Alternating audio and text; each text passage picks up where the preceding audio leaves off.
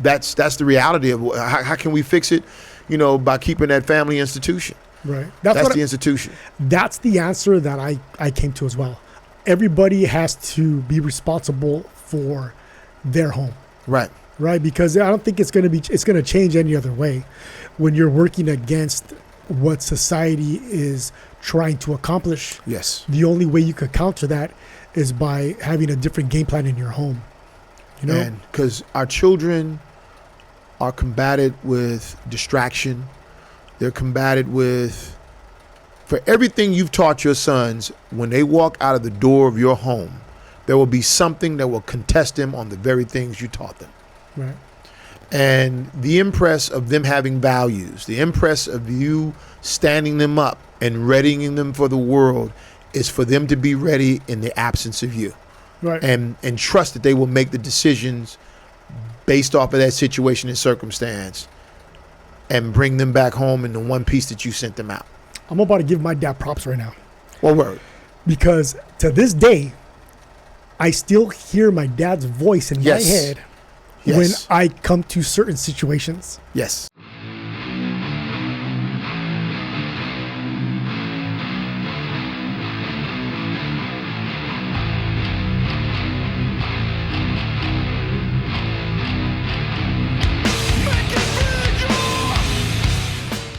We're live. Give me a fucking, What's up, fucking hug, brother. Hey, man. Good to see you, baby.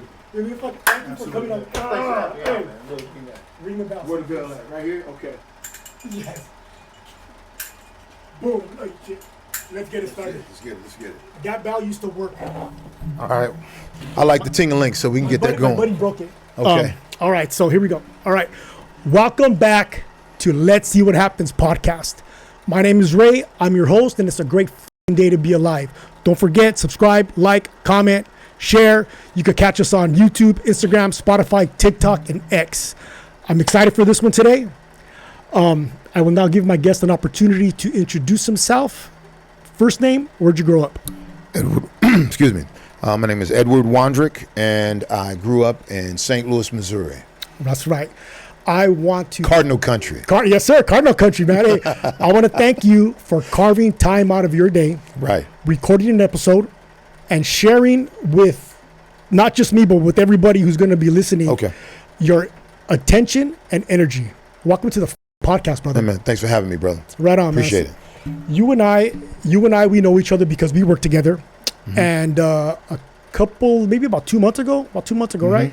You and I, we got a conversation, and it was a conversation that sparked my interest for a lot of reasons, because I wanted to hear the rest of it. Right. But also because I knew that you had a lot more to say. Gotcha. Hey, and check this out. For some reason, when I first met you, I said to myself, I know this guy will be perfect for the podcast. I knew it. I don't know what it was. You just meet somebody, right. and you know there's more to them. They're like you could just keep peeling back the layers. You know what I'm saying? Yes. And you spoke well, you carried yourself well, and I was like, I need to get this guy on. So like I said, thank you, man. Thanks for having me. I big time appreciate it, man. Yeah, absolutely. So I would like to continue the conversation we had, but I would also like to, wherever that goes. Let me preface it. Little here, a little there. Yeah. Wherever it goes, we were talking right now for a long time, mm-hmm. and you up a little bit because I was focused on what I wanted to talk about, but now I want to hear about more. I've been around. You know what I mean? Yeah. Like I was like, okay, I want to hear a little bit more of this. I want to hear a little bit more of that. I know that it could go this way, it could go that way, whatever. But I would like to start. Because you are in the Army, correct? Mm-hmm. That's correct. So I'm a reservist. That's right. I would like to know how long you've been in the Army, in the United States Army, and why you chose the Army over the other available branches of the military. Okay. And hey, thank you for your service. Yeah, I appreciate that. Big Thank you for the appreciate support. that, Absolutely. Man. But I would love to hear that story, man. Again, I told you I'm originally from St. Louis, Missouri, right? Yes, sir. And I grew up in St. Louis I'm out of the area that's known as College Hill, right? And we sit at the recess of a water tower that's called East Grand, and you'll look and you'll see the East Grand water tower, and it's like this Corinthian obelisk that sits up like just pointing toward the sky, right? And even as a kid, you know, growing up on the side of my grandfather's house, you could look up, because I grew up on the corner of 20th and East DeSoto, and you could look up the street and you could see this huge towering construct of a Corinthian column. It's Beautiful, and it's like crazy. purely white, and it just stands there, and you drive around it. It's a huge little circle, and you drive around it. And it was always, you know, a big thing for me because there was an ice cream thing that was right there, a little ice cream store called Velvet Freeze. And you would go up in that bad boy and you get your sherbet. And, you know, at them times, man, you know, when you were a kid and you got a cone, you end up licking your knuckles to keep that bad boy from melting, because you just, you know, and I always, you know, had a fond memory of that neighborhood. And I ended up I own my grandfather's house now. And so I came out of that environment, right? Mm-hmm. And one of the things I noticed when I reflect on that upbringing too was that this was also during a time when we still had white people living in our community. We lived in the same community as white people, right? It's not like that anymore? No, it's not like that at all. It's the neighborhood. When I was born and I grew up in College Hill, it was primarily white, with an influx of black people moving in, and on top of that, there were homes. When I later went back and I did the study on my neighborhood, there were 44,000 homeowners in that neighborhood, right? Fast forward to now, there's about 1,500 homeowners, and the onslaught of drugs and crime and just a complete downward spiral. Where when I go through that neighborhood now, I still have a visual of what building was on that lot. Oh, wow. And it's not even there anymore. What's there? Just an You know empty what I mean? lot? It's just an empty lot. Damn, that fucking sucks. I knew the families that lived in those houses, you know, because when I grew up, it was adventure. You know, you could run to the park, you could go to the playgrounds, you know what I mean? You could play in the backyards, you know, you can hop over the fences, you could wrestle with dogs. You know what I'm saying? We had water fights, you know. Then we had, you know, like any inner city area that was famous for having the water hydrants. And you go out there with a plank and you could spray, you know, 100 kids out there getting wet, you know what I mean? Because your grandfather's house on the corner, and the park didn't have what they have now today, you know, like little water sprayers and all that kind of stuff. Man, that thing came out of the water hydrant. And you could go out there, play, get wet, and go dry off and hang out with your friends. And so that was the upbringing and whatnot, right? And then I fell in love with school because it was encouraged, right? And we had a thing that would come through the neighborhood called RIF, right? And RIF was this bus. It was like a UPS type of truck, right? And they had nothing but books on that bad boy. Oh, wow. RIF was an acronym for Reading is Fundamental. Wow. Right? So any of the neighborhood kids, that bus would pull up, that van would pull up, and you could go on that bad boy and choose about 3 books and get a bag of potato chips. What? Right? So And it was all for free? it was all free. Were you able to keep the books, or would you have to give the book? Was it like a We library? kept them books. You It was kept the books. literally Wow. like a community service. 3 books and a bag of chips. 3 books and a bag of chips, right? And I would read my books and be sitting out there waiting on that RIF bus to come back through, right? And it wasn't coming through quick enough for me because I would read my books. Yeah. Because my great-grandmother, she was semi-blind by the time I was 3. I was reading by the time I was 3. Okay. So when she was going blind, I would sit on her lap, and we used to have this Bible, and it was like an apple green Bible with gold embossed letters that said the Holy Bible, and it had onion paper pages, right, that it would rattle when you turn them. Like, you know what I'm saying? Kind of like how your books are today, but they were a little bit more gentle, and it was like a little fat little green, apple green Bible, and I would sit on her lap and I would read for her. You know what I'm saying? Because she was big into the word. And, you know. Do you still, like, because you read the Bible, how much did that influence you? Man, anytime I'm reading scripture, right, I could still envision myself sitting on my grandmother's lap, and I can feel the breath of her breathing on the back of my ear when I'm reading. Isn't that wild? Hell yeah, that's wild. You know what I'm saying? So it's like you reading triggers the sensation of remembering your past. Absolutely.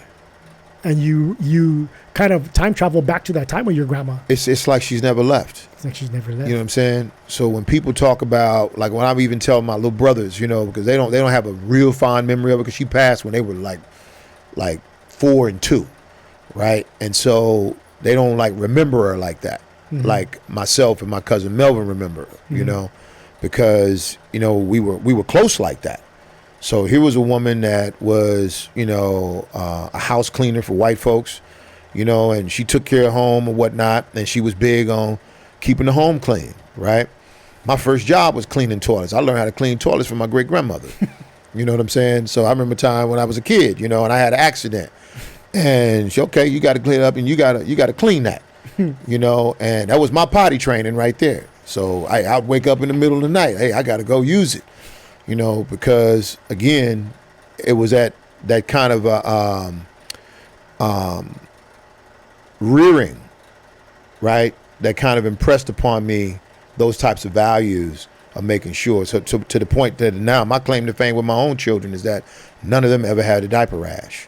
You know, because I knew if I saw them over there thinking on they stinking, come here, let me smell behind your ear. Yeah. Come here, let me change you out, butter, powder, bop, go back to running. Yeah. You know, and they tired of hearing me say that. None of y'all had a diaper rash. You know, I was daddy on duty. Yeah. You know, so, and it's that type of thing that transfers, right? That when you sit back and you look at how that family construct was, my great grandmother never went to a home. You know, she was in the home. This was my grandmother's mother. She was in the home because my grandfather's house was huge, right? It was an upstairs and it was downstairs, and there were 3 families in there. Wow. You know, and so it was one of those types of things where we had growing up, we had her influence, we had my grandmother's influence, and then my mother's influence, and because my dad was away in Vietnam at the time I was born. That is a lot of generation of love. Right.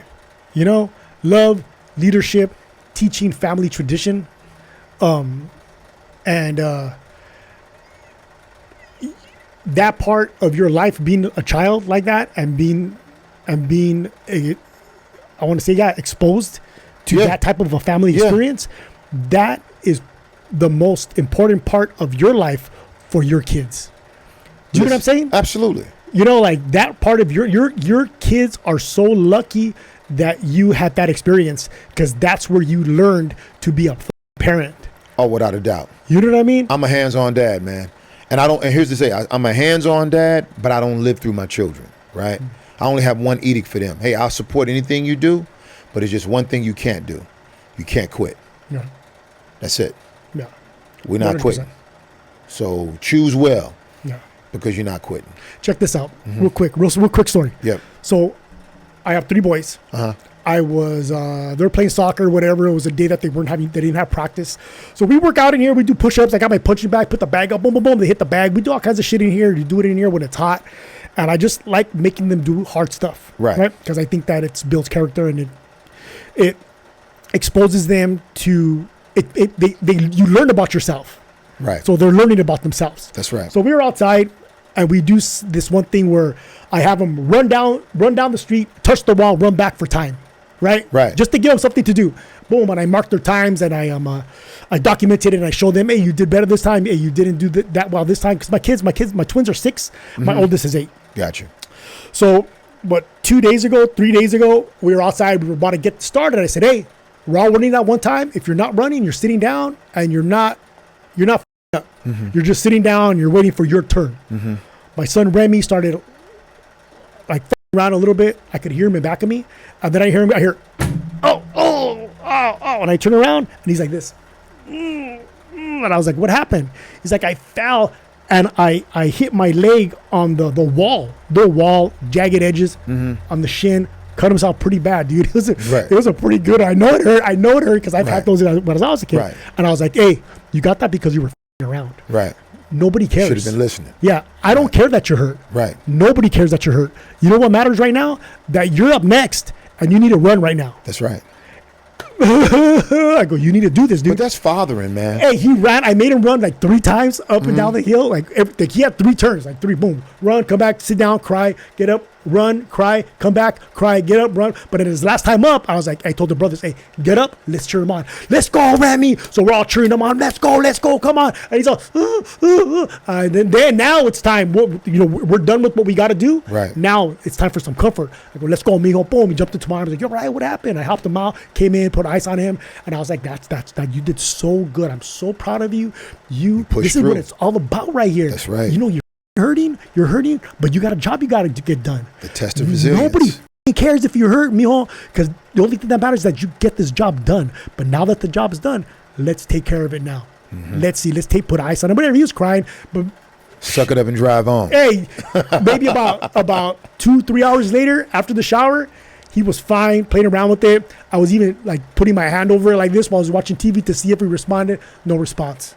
So, yes. So I'm I guess that's part of parenting, like you said. It is. I think it's big for parenting boys, right? But here's the thing, too. It's big because, the world is not friendly, particularly when we have a gross expectation, or I think is like a trend of softening guys, right? And I see it cross-cultural. I see it cross-spectrum, this whole idea of where this thing of where there's a system in place of where you're starting to nerf shit for boys, right? You're starting to what? You're starting to nerf. Remember the Nerf football? Soften it up. Starting to soft things up, putting things around the edges or whatever the case may be, right? I like that. When you were a kid, you were playing, and you ran across the table, and the table had a sharp edge, and you hit your head on it, like, whoa. So next time I come running through here, I got a reminder, I got to watch. Yeah. You know what I'm saying? There was a time when I was coming up that the stoves were hot, and I never forget. My brother asked me, what was the first word he ever learned? I said, the first word I ever heard you say was hot. Because he went up there and he touched the stove and he backed up and he was hot. And my dad was sitting at the table and he was like, yes, hot. Yeah. Hot. And my brother had to be about 2 years old. He was walking and he was still in his little jumper, right? And he was like, yeah, hot. Hot's a real word. Yeah. And it's, this world has never been kind, particularly to the male kind, right? And to mankind in a sense, right? So we got to be, how can I put it, as that part of our children's journey, we got to be on that road because we only walk with them for so long and they got to walk their own way, just like it was before you. Somebody walked with you for so long and then you had to walk your own way, right? And that's this thing that we travel. And along those ways, some people tell us toughen up. Okay, I tell my children I love them all the time, right? It was about 3-4 years ago, my brother called me and he was very upset. I said, man, what's wrong? He's like, man, I talked to Dad. I said, yeah? I said, what bothers you? What's wrong? I said, you talking to what? He said, he told me he loved me. I said, yeah, I can see how that kind of jams you up. Because our dad wasn't that hug you kind of dad. Yeah. You know what I'm saying? He was that, hey, I told you kind of dad. Yeah. You know what I'm saying? And like I told you, this is when I knew my father was a serious man. Oh, that's serious. Right? We were all sitting in the front room and we were watching television. ABC's Wide World of Sports, right? I'm telling you how old I am, right? Okay. So we were sitting back watching ABC's Wide World of Sports and this guy knocks on the door. Says, hey, mister, hey, look, I'll cut your front yard and your backyard for $15. And I trim the hedges and everything like that. And I could see my dad stood at the door and said, mister, I got 3 sons. I don't pay nobody to cut my grass. And closed the door. I tapped my brother and said, hey, let's go get this knocked out. Yeah. You know what I'm saying? Yeah. My brothers, we went out there and we cut the grass, knocked everything down, and came back in, bathed up and everything like that. Dad had his favorite thing to cook us was bologna and on toasted bread with mustard. You know what I'm saying? He'd give us a little bologna sandwiches, man. We felt like we was kings, man. Dad had cooked us bologna sandwiches. Hey, that was your good job. Good job. And that was it, and and we had a Briggs and Stratton lawnmower. It was straight iron. With no part of that lawnmower was plastic. It was red and white, and we pushed that bad boy around, get the yard straight. Front and rear, I got one right there. Boom. Was it a front wheel? Boom. And no, it wasn't the front wheel. No, that bad boy was. Oh, it's like you fucking just. Yeah, you had to rip that bad boy on. Okay. You know what I mean? Your swing pull had to be good. Yeah. Right. The spark plug had to be sharp. Yeah.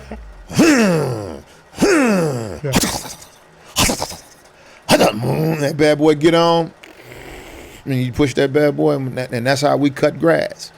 And that's when I knew my father was a serious man, and along those lines. And then now to say, going back to terms of how the Army came about, right? Let that lead into the Army. Okay. Fast forward to high school, you know, we had recruiters in the hallway, and the recruiters could be in the hallway, and if you were walking through, recruiter be standing right there. You're interested in, you know, your future, anything you want to do more in your life after you graduate high school, you know. And our high school counselor, by my, how can I put it, my accounting, was not a very forward-thinking guy, right?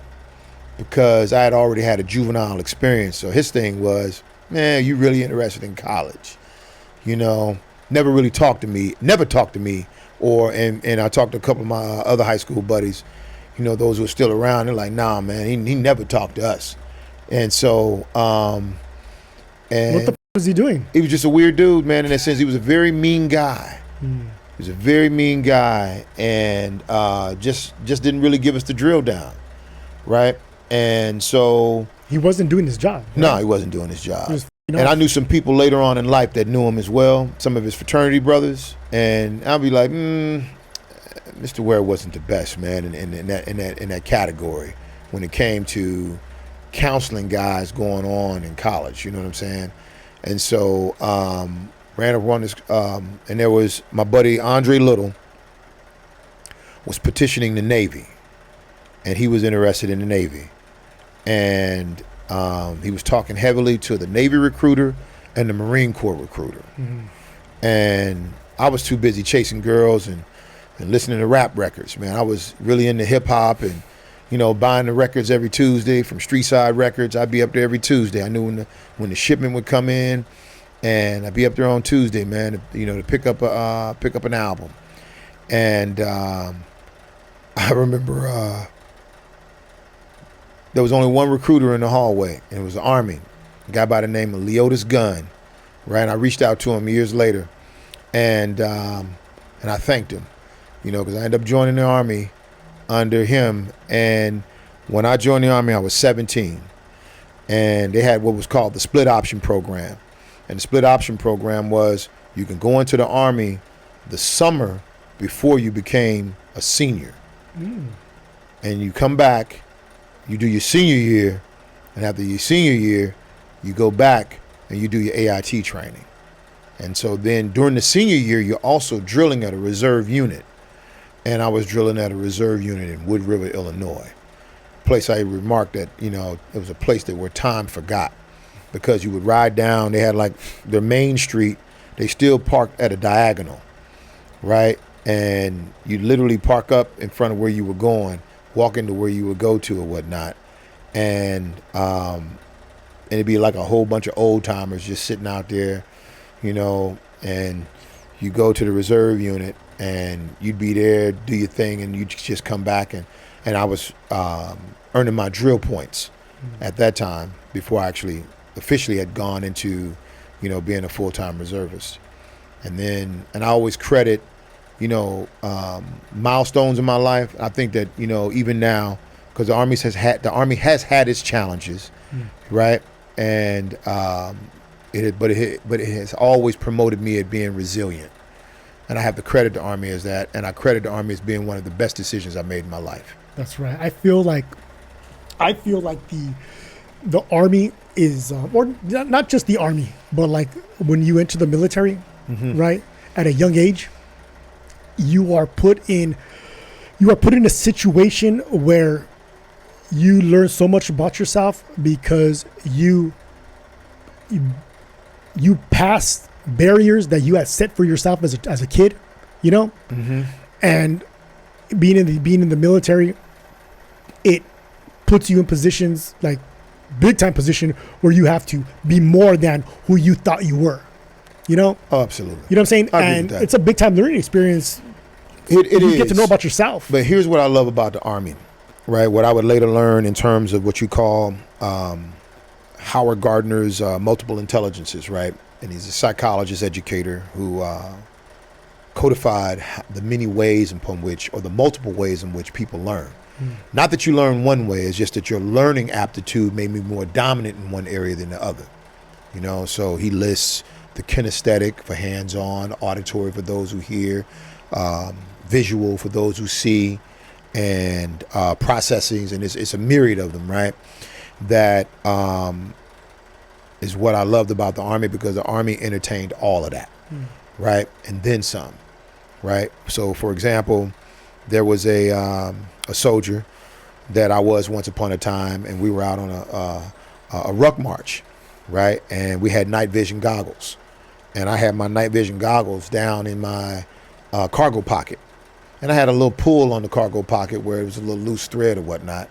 And I'm in Fort Sill, Oklahoma, on an officer training course, and I am in line of a ruck march of about somewhere near about 240 soldiers. Okay. And it's a lot of guys, right? And we're all out on this ruck march, and we're doing a night visions exercise. And some kind of way, I remember going into the wood line to relieve myself, and I come back out, and we get back on the march, and then we come through a couple of, you know, what they call Op 4 exercises, where you're gonna fall into the wood line, you know, because there's some actors out there to give you some real time simulations and stuff like that or whatever. And so it's all to develop muscle memory, and because training saves lives, right? Oh, yeah. And complacency kills. Oh, yeah. So here's the shit that really got me, was that we get on down the way, and we got to do our night vision exercise, and I'm looking for the NVGs, and them fuckers are gone, right? And this is where I learned the value of what bad news don't get better with time. Okay? Now, I'm one of 230 plus guys out there, and I got to speak up and admit that I'm wrong. I'm wrong. I'm fucked up like a soup sandwich, okay? And I got to stand up in front of these guys and say, I don't have my MVGs. And I did it. It's like, and I took the ass chewing that came with it, right? Now, the guy that chewed my ass was a Mexican with a thick ass accent, and he went the off. He went straight nuclear, right? And he said, "Where was the last time you seen him, soldier?" And I said, "I went into the wood line, take a piss. I came back out. I had him then."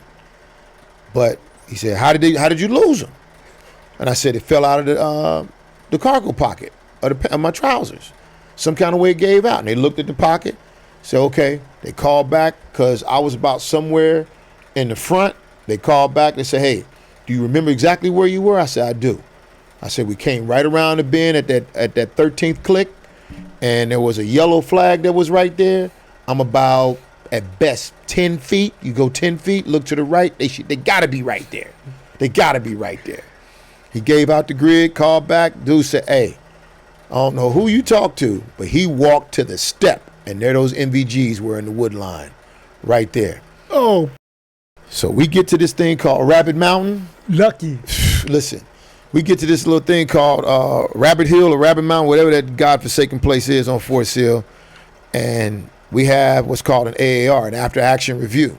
And they talk about, I'm the subject of the fuck up, right? And Sergeant Reynaldo came over there, and he said, "Hey, this soldier fucked up, but he unfucked himself." All right. And he had positive control of his gear. And he stood up in front of all of y'all and admitted that there was a delta. And That was a what? it was a delta. What does that mean? It means that there's a hole, there's a deficit, Okay. right? There's a gap, right? It's like a pyramid, so to speak. And when we speak of a delta, there's a wedge right there where our line is not secure, right? So you're only as strong as the weakest link, right? Nobody wants to be the weakest link, because now you bring in the whole mission into question. You see what I'm saying? And so that impressed upon me a full-blown standard, right? That here was a time where I could have been dogged out and slapped on the ass and had my tail tucked. But at the same time, I was corrected, right? I was encouraged, and at the same time, more than anything, right? I was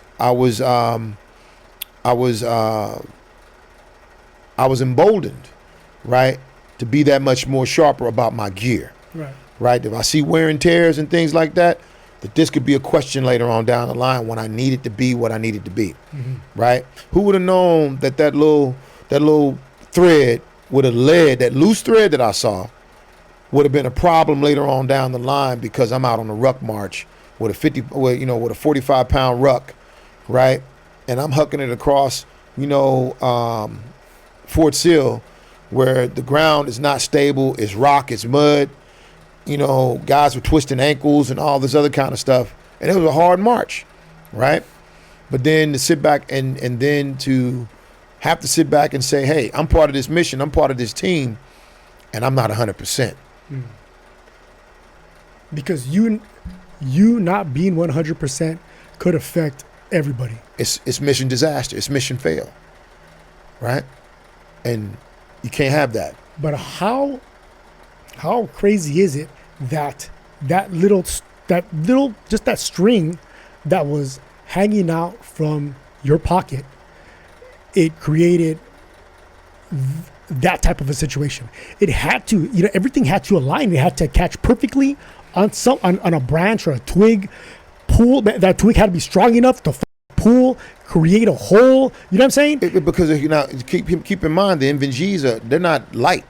They're heavy too. Right. So you got the weight. You got the fact that this is swinging in that pocket. So there's a lot of agitation going on. Yeah, there's a lot going on. And it's not secure, right? And it ultimately brings question because, as Sergeant First Class told me, hey, we own the night. We can't fail. We the first line of defense. So for all of our mission, executions, it's not that we're incapable of failure. It's just that we don't accept that. And for you to admit that, somebody else could have came across those later on down the line and found them. Used them against you. And used them against us. Now what? Right? You have to, yeah. So that right there, that's a major lesson. It's a huge lesson. For life. How many times that come across me in my life when I see something that's out of whack, ultimately this is going to give way, right? So imagine now, here I am, a father, and I'm in my kid's bedroom where we have a ceiling fan, right? And I see that ceiling fan, it's swinging. Yeah. You know what? That thing's swinging a little too. Let me see if that's secure, right? So now it's like it's implanted in me, like a bad dream, right? That if that thing swings too much, I got a child down here. What that thing comes down and it swings and hit one of the kids. Yeah. Right? And then what? It's like that saying, you have to dot your I's and cross your T's. Absolutely. How do you, so because you learned that, right? That was like a big lesson, right? How do you teach that? You teach that, this is how you teach it, right? And it's sabotage is also is a learning module. That is. You all right? Absolutely. So, and many a times, when right now there are soldiers who can take their weapon apart and put it back together again in 2 minutes. I know every soldier, and I would go so far as to even Marines, and I don't give a lot of credit to the Navy because of football, but we're gonna leave that as another subject. But I would argue that many service members can take their weapon apart and put it back together again within 2 minutes flat, right? Now, what do you do when there's a piece missing? When some kind of way that instructor came by and asked you a question, you turn your head this way and they reached across the table and took that piece and watched you struggle over what you're going to do to put that weapon together. And how long is it going to take before you say, hey, I got a piece missing? As opposed to you sitting around going, I just had it right here. What am I going to do? Is there a wrong answer to that? Like, you know what I'm saying? To somebody, what's the difference between somebody right away admitting, hey, I'm missing a piece. We need to fix this motherfucker. Because you look at what you're looking at. You're looking at character, you're looking at attention to detail, and you're also looking at, what you're willing to accept. And your instructors are measuring you on all of that.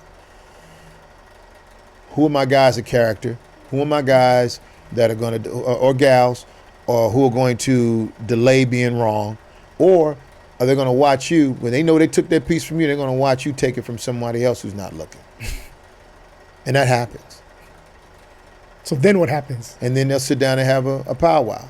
And here's the person over here thinking that, that they really messed up and they weren't the ones because you had taken it from a soldier and you watched them take it from somebody else. And basically now you got a buddy fucker. Right. A blue falcon. You know what I'm saying? So, and it's like, oh, okay, so we know what kind of guy you are now. Right? If somebody watched the drill sergeant take a piece from another soldier, right, your buddy, you got to say something. Yeah, you have to. Even though if you're fucking up that lesson, that sabotage lesson, you got to be like, he's got it. Mm-hmm. So yeah, you have to. But it also teaches you about also being aware of your environment at all times, right? Because in the Army we also say there are no thieves. Things just walk away. It's either you give them away or it just disappeared. There are no thieves in the Army. You gave it away, right? Because you weren't aware of it. Because you weren't aware of it. You lost positive control. How can somebody steal something from you when your failure of positive control allowed them access to something they shouldn't have been allowed to have access to? Right. So it's about a value system too, right? Yeah. Especially when you are training in a respect of where, as a civilian you make a mistake, you can redo that. As a soldier you make a mistake, it can mean someone's life. 100%. That's a hard learning curve. Yeah. That's a hard learning curve. It definitely is. And imagine, when you look at the mission of a what we call a training center or a training command, and their duty to turn a civilian into a service member within 8 weeks for the 6 to 8 weeks for the Air Force, 8 weeks to 10 weeks for the Army, 13 to 14 weeks for the Marine Corps, and the same for the Navy. That you got to take all of that after they done poked and prodded you to say that you're 100% serviceable to this, boot camp or basic training design, that we can have you ready in that time frame, and that you come out on the other side ready to go and blow for your country. That's a lot. That's a huge responsibility. It is. And then to all of my drill instructors, Drill Sergeant Kelly, and I remember all those guys, Zappa, who was actually related to the musician. Never forget those guys. Never forget those guys. Let me give you this basic training experience I had, man. Yes. And Fort Leonard Wood, Missouri is where I did it. What is it called? Fort Leonard Wood, Missouri. Okay. So it's famously known as Fort Lost in the Woods now, right? Now, when I was there. Fort Lost in the. Right. It was in the woods behind the forest next to the trees. Okay. That's how deep you were in wooded area, okay, in Fort Leonard. Now, it's an oasis of a sub-city to its own design. They've done a lot since the years of me being there and going back and visiting the place. It's almost not recognizable. Because I remember most of the places where they have like a development, I remember when all of that shit was trees. Mm. You know what I mean? Not like just brush, but like trees you couldn't even hug. You know what I mean? Like woods. Yeah. Right? Untouched fucking natural right. wood. Absolutely. And I never forget when we were sitting down and we were going through the whole brief. I was one of only very few black kids, black guys that were in there at the time. I was maybe about 3 of us, right? And the cadre, there was some black drill sergeants, right? But I was one in Echo 310. I was the only brother, right? And I remember Drill Sergeant Kelly, and he had these very thick, what we call BCGs, these birth control glasses, right? Why that? Because he's not getting no. They were ugly. But why? Because he's not getting no ass. No, they're so ugly. The glasses are so ugly. They call them no woman in her right mind would date you with these bad boys. You know what I'm saying? We call them BCGs, birth control. I'm gonna have to censor what I just said. And the wild thing is about that was that you would see these glasses. And I remember he would sit back and he looked and he stood up and he says, "Okay, everybody to introduce themselves, all right?" But I raised my hand. I said, "I didn't introduce myself." And he was like, I know. I want you to stand up." And I stood up, right? And he said, and he asked all the guys in there, he says, "How many of y'all, is this your first time seeing a black man in real life?" Okay, all right. And I'm like, hey, were you like, what the? I'm like Scooby-Doo, like, Everybody, see who raised your hand? I'm like, and like, I would say 85% of the guys in there raised their hand. Shut the fuck up. Where the fuck did these guys come from? But where did they come from, right? Look at where I'm coming from. Ask me that question. Right, you know what I mean? Right. But see, this is what I say about California, and I'm gonna come back to my story. California's not normal because everybody's here and everybody's around each other. Right. You see what I'm saying? So I'm your normal. Right. You see what I'm saying? You see me, it ain't no thing. Yeah. But imagine being somewhere somebody double takes like, whoa, I'm seeing this with my own eyes, right? And he made everybody stand up in that barracks and get in a single file line and say, "Walk around and touch you." Shut the fuck up. And guys come around and touch me and everything, and they like, "Oh, okay." Like, get it out of your system. Hey, he a man just like y'all. Yeah. Anything sideways go on, you got to answer to me. He said, you got to answer to my white ass. Okay. And he didn't play. And he was a dude of he had strong viewpoints. He was a passionate man. And I said, "Dude, that's crazy." He said, "Yeah." He's like, "He didn't play that." He did not. He said, "I don't play with none of that." Mm-hmm. This man signed up to serve his country just as much as many of y'all are here to serve your country. And I always appreciated him for that lesson. And because it gave guys who never had that kind of access or that kind of immediacy of seeing that, mm-hmm. I'm a live, living human being just like they are. Mm-hmm. Yeah, that's a trip. Ain't that something? Hey, that's a trip to be the subject of that. You know what I'm saying? Like, that's like, what the? We're like, what the fuck is going on? Right. What was his name? Drill Sergeant Kelly. That's right. Drill Sergeant Kelly. Drill Sergeant Kelly, and there was another guy. Hey, Captain. but you know what? That enriched everybody's life. That enriched their lives as well. Without a doubt. You know I got some guys, man, that we're friends to this day. We're brothers to this day. It's like, hey, just because there's nothing, like, get it out of your system.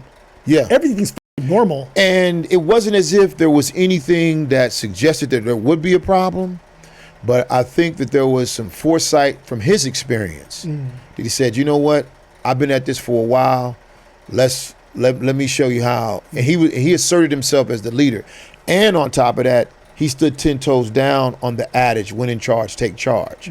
So for whatever situations that could have been a problem, they got nixed right there in that very moment. He's a good leader. Oh, without a doubt. And he was an NCO, a non-commissioned officer. What does that mean? That means he has a through date, meaning that he has a term of service that the way the Army is structured in tiers, right? You have your general staff, you have your commissioned officers, and you have your non-commissioned officers. At the time that I joined, your commissioned officers and your general staff were one and the same, and since that your general staff came out of the commissioned officers, right? Second lieutenant, first lieutenant, captain, major, lieutenant colonel, colonel, full bird, and then lieutenant general, major general, so on and so forth, full star and all that kind of stuff, right? And you would have, the BG, he has a lieutenant general, BG, major general, 1-star, 2-star, 3-star, 4-star, and so forth, right? And those guys were indefinite. Those guys and gals were indefinite in terms of their service, right? Until they say, "Hey, I'm ready to resign." Then you go, "I want to resign my commission," because you're commissioned to be a manager in the Army, right? You're nuts and bolts people, you're experts, the folks who know like everything there is to know about their jobs, whether it be beans, bullet supply, transportation, medical corps, finance, aviation, ballistics, artillery. The NCO Corps is famously known as the backbone of the Army. Wow. They are the experts, right? And these are folks, in my opinion, and it's just me, who are an impressive group of people, right? And I tease about the Navy, but I'm serious when I say this. I have yet to ever meet a naval officer who was not razor sharp.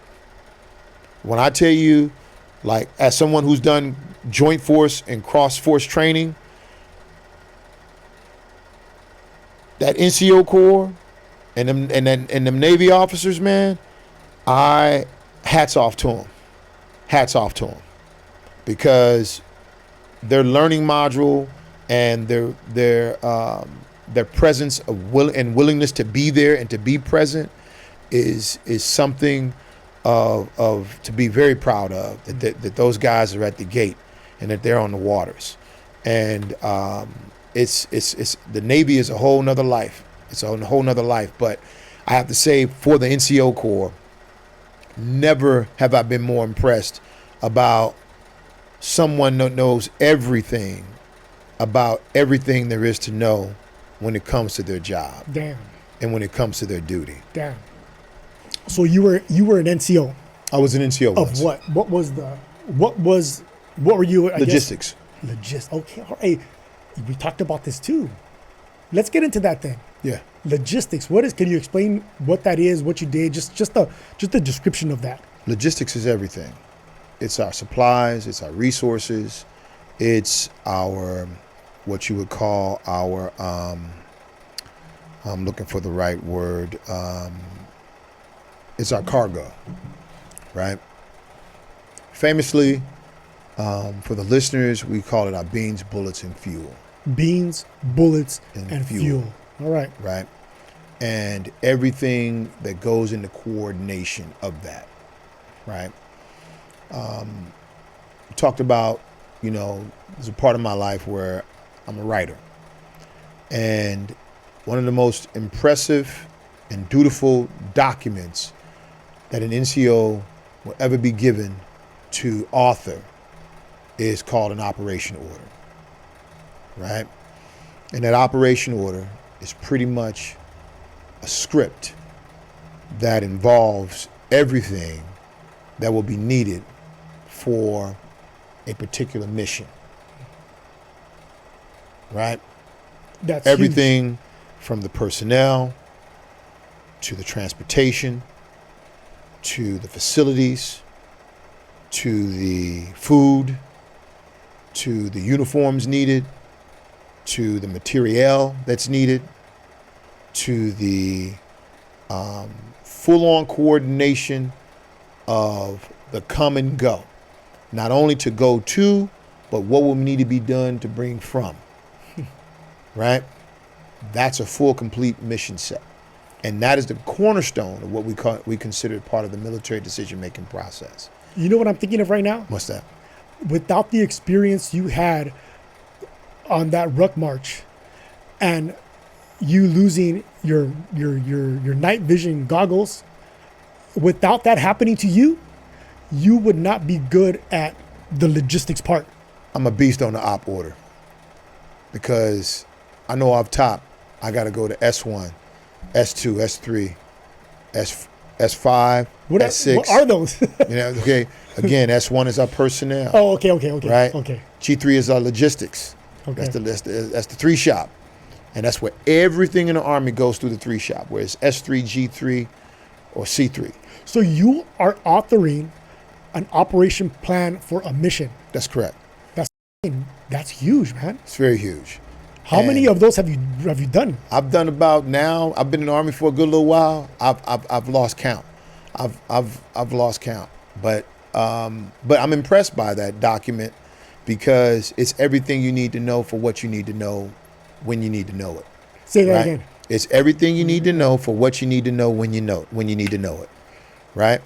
Or as they say, on a need to know basis. The short form of that is it's a need to know basis, and you read in there what you need to know because it's in there for you, right? If you're in the 8 shop and you're dealing with finance, okay, bloop, let me go and see what I need to provide for this mission. All right, let me get that. And it tells me who the point of contact is. So I go right there. Hey, I read the op order. I know what I need to give you. Is there anything else? And it goes both ways, right? Because how many people are assisting with the writing of this? every leader of those particular shops. Oh, okay. So that could be anywhere from, and then there's subsets of who fall under them, right? So when you get the op order, the leader of that shop now has to say, okay, how do I make my piece work in order for this to be a critical part of the mission, right? And then he goes to his shop, and he goes to his NCOs, and his job is not to tell his NCOs how to do, because the NCOs are what? They're the backbone of the army. They know. Yeah, they're professionals. You ain't telling them how to do their job. You just tell them what needs to be done, right? What does an NCO stand for again? What is non-commissioned officer? Non-commissioned officers. Okay. Yeah. Okay. So these are the guys with the knockers and the rockers. If anybody ever tells me stripes. they're an NCO, they're bad dudes. Oh, without a doubt. Without a doubt. You can't be sloppy in that. Right. You know. So furthest I went in the NCO Corps was staff sergeant. I got one rocker before I commissioned. As we say, I joined the Darkside and became an officer. What? Oh, hold on. I'm gonna stop. Hey, I'm gonna stop recording with this, or we're gonna start with that right now. Okay. Hey, we got coffee. Cheers. Yep. Cheers. Boom. The Darkside. Okay. I joined the Darkside, which meant that you usually be under a command where, let's say, the decision making didn't go so hot, and you'll find that even in leadership, there's going to always be detractors. There's never going to be a leader that's going to be 100% liked. There's never going to be a leader that's going to be 100% correct. There's never going to be a leader that does anything that will be right by everybody, or adulated by everybody, or, celebrated by everybody, right? We're in that kind of climate today, but I digress. But that also led me to be where I'm very apolitical. And I'm apolitical in the construct of not that I'm not concerned about things, but I'm apolitical in the construct that I like to see all sides before I make an informed decision, right? So some things can kind of be, I learned that as I became a parent, right? Things tend to be more on the right, and some things tend to be more on the left. And then there's some things that are just right at center, and they kind of like they reverberate on being in the center. And you'll have that type of outlook, right? To not rush to judgment, to make sure that you have the full understanding of the purview, and then abort judgment if you don't have the full sight picture. Right. And I've always marveled at leadership, my own and others, in terms of how people grapple with that. Some people, there's all types of leaders. Remember I mentioned earlier about Howard Gardner's multiple intelligences, right? No one's not one thing, but you watch people who are dominant in some areas and not so dominant in others, and then work off of that balance of trying to find what works to go forward, right? And build out of that.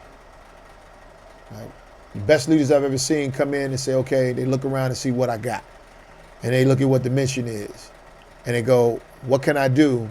They MacGyver the damn thing. They say, okay, how can I go from here to there, which is the mission accomplishment, right?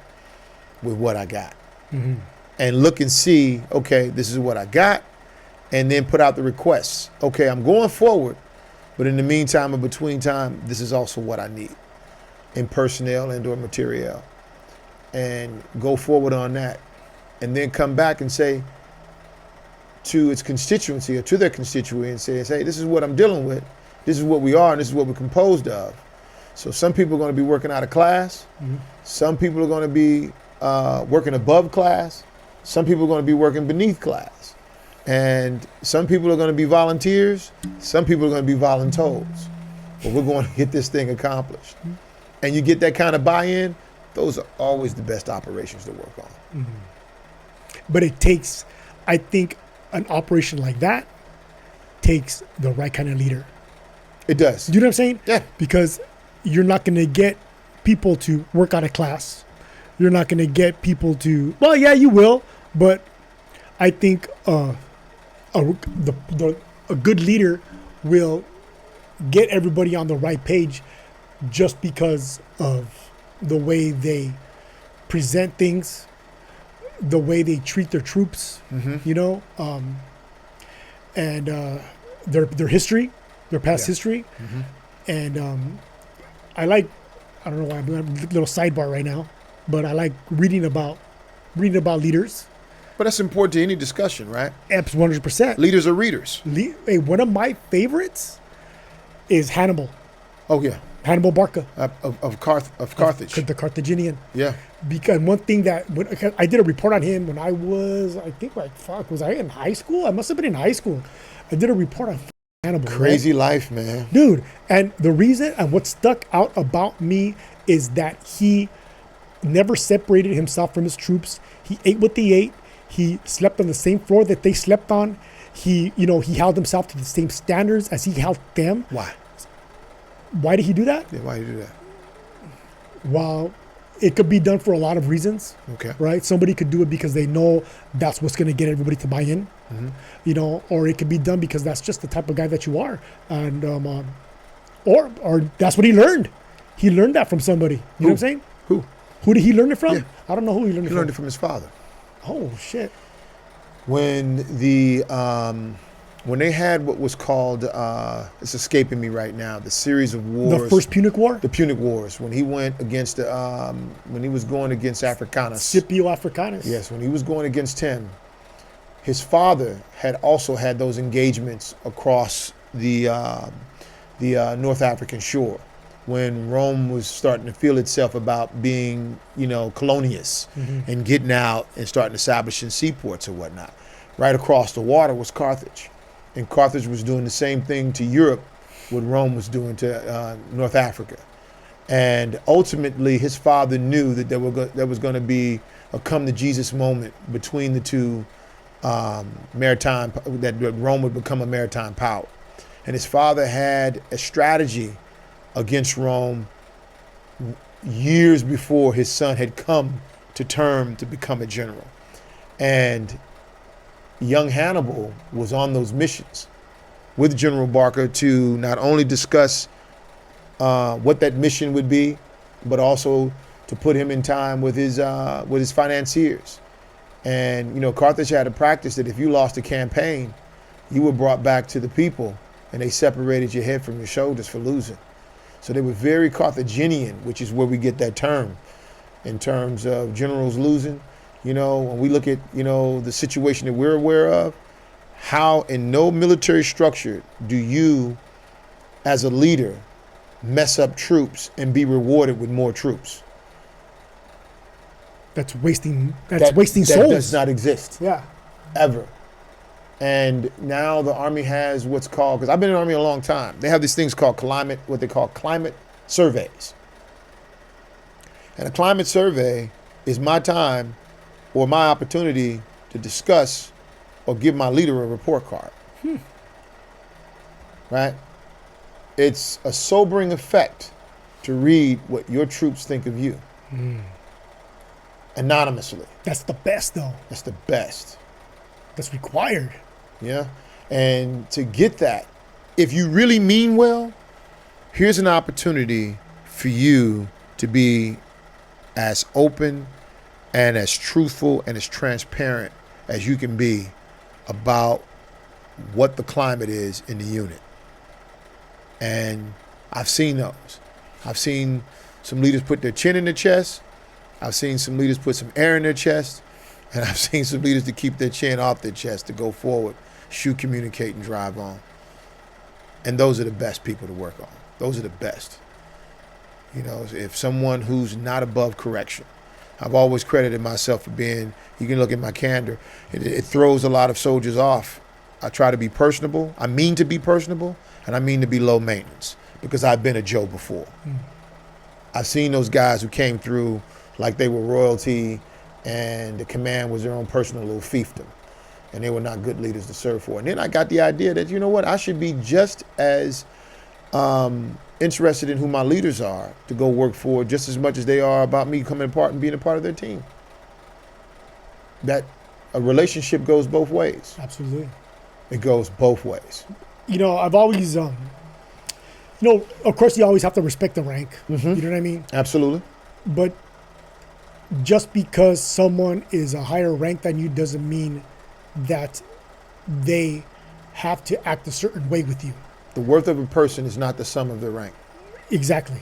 You know what I'm saying? Absolutely. And just, you know, just because you are somewhere in life that I am not yet, or maybe I don't even want to end up over there, doesn't mean that you have to treat everybody else who is not a certain way. Right. You know what I mean? And that's why I There's snobs in the military. that's why I like You can say Hannibal. that word. You can say snobs. Oh, absolutely. That's why I like Hannibal. Right. And you know what? I was introduced to Hannibal through a Roman history class. They talked about the Punic Wars. Absolutely. And I was like, this guy is bad. You know, just the story, crossing the Alps, the way he did it, caught Rome by surprise. And stayed there for what, 15 years? 15 years.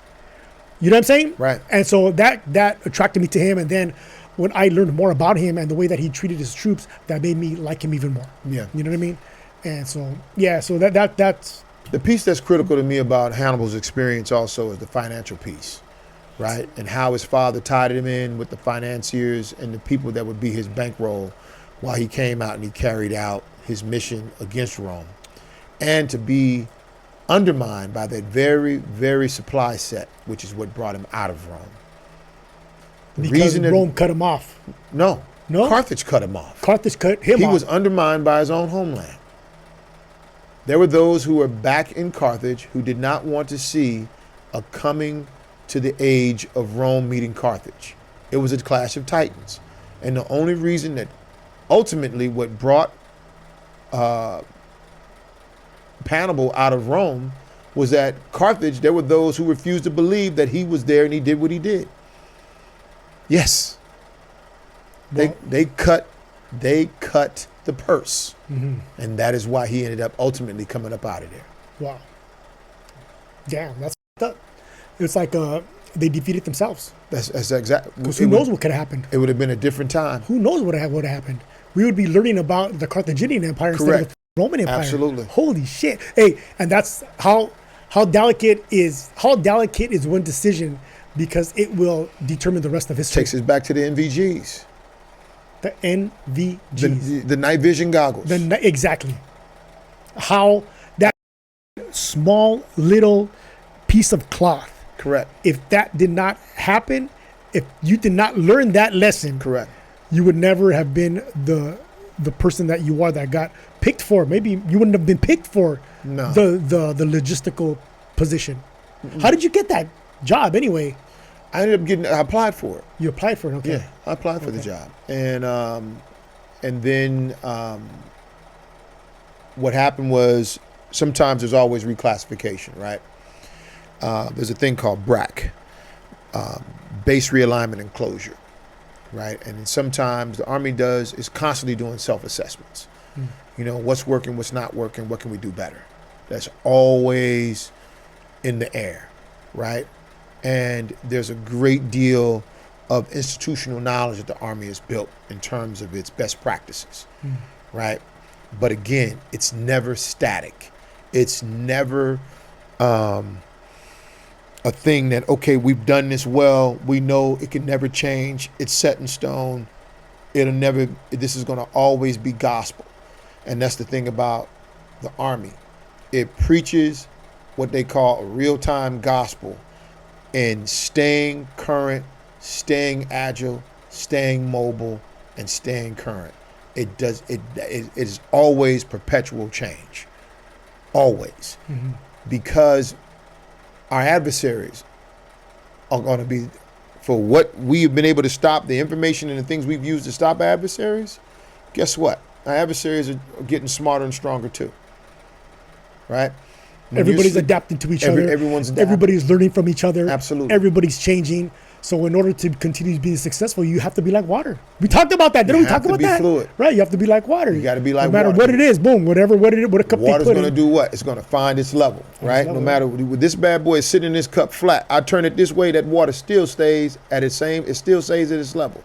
It does not turn. The cup turns, but that water is still holding its level based off of everything that sits around us, the gravitational pull, where we are to, what is it, the, what do you call it, sea level, all of that.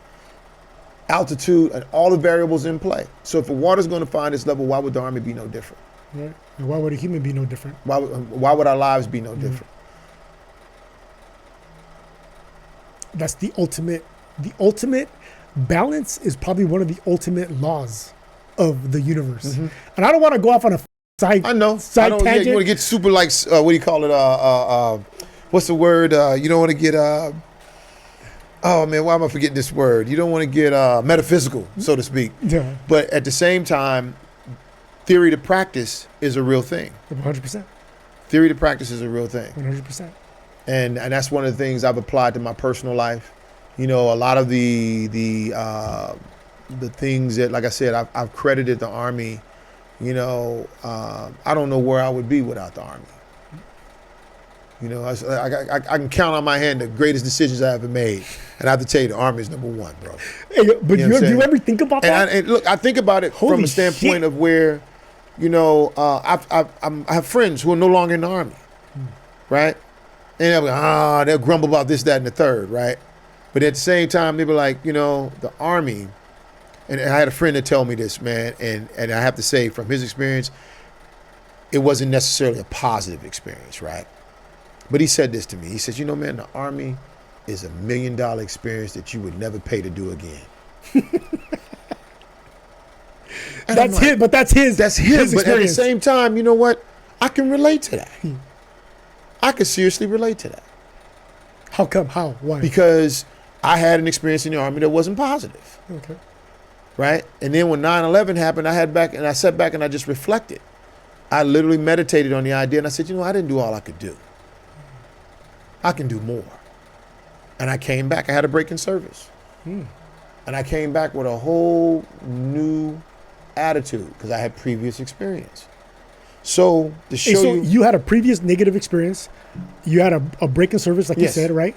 Yes. And that was like a time for you to reflect. It was a time for recalibrate. me to reflect. I think that what really would happen was 9/11 was such an impactful moment, right? It wasn't a sense of patriotism, more so than the fact that I love to serve. When I really looked at the idea of what the Army meant for me and what it means to me, I love the idea of serving. You know, because I think that when I'm in the Army, I do good. You know, I think the Army is a good thing. And I work with a number of men and women, and you see it in them. You see it in them that they're not saying it, but I see it in them. I'm doing a good thing. Because they're sharing, they're sharing information. You know, I was about 3 years old ago when I learned what a gatekeeper was. Right? And I could identify a number of gatekeepers that I had ran across and didn't even recognize them as such. When I thought about what it was, when I was traversing, trying to be a screenwriter in Hollywood, right? People read my stuff and go, yeah, this is good. I have these meetings and all this other kind of thing. And next thing you know, I see similar things to the effect of what I was writing and found out that the person that read my stuff now found themselves on a similar project.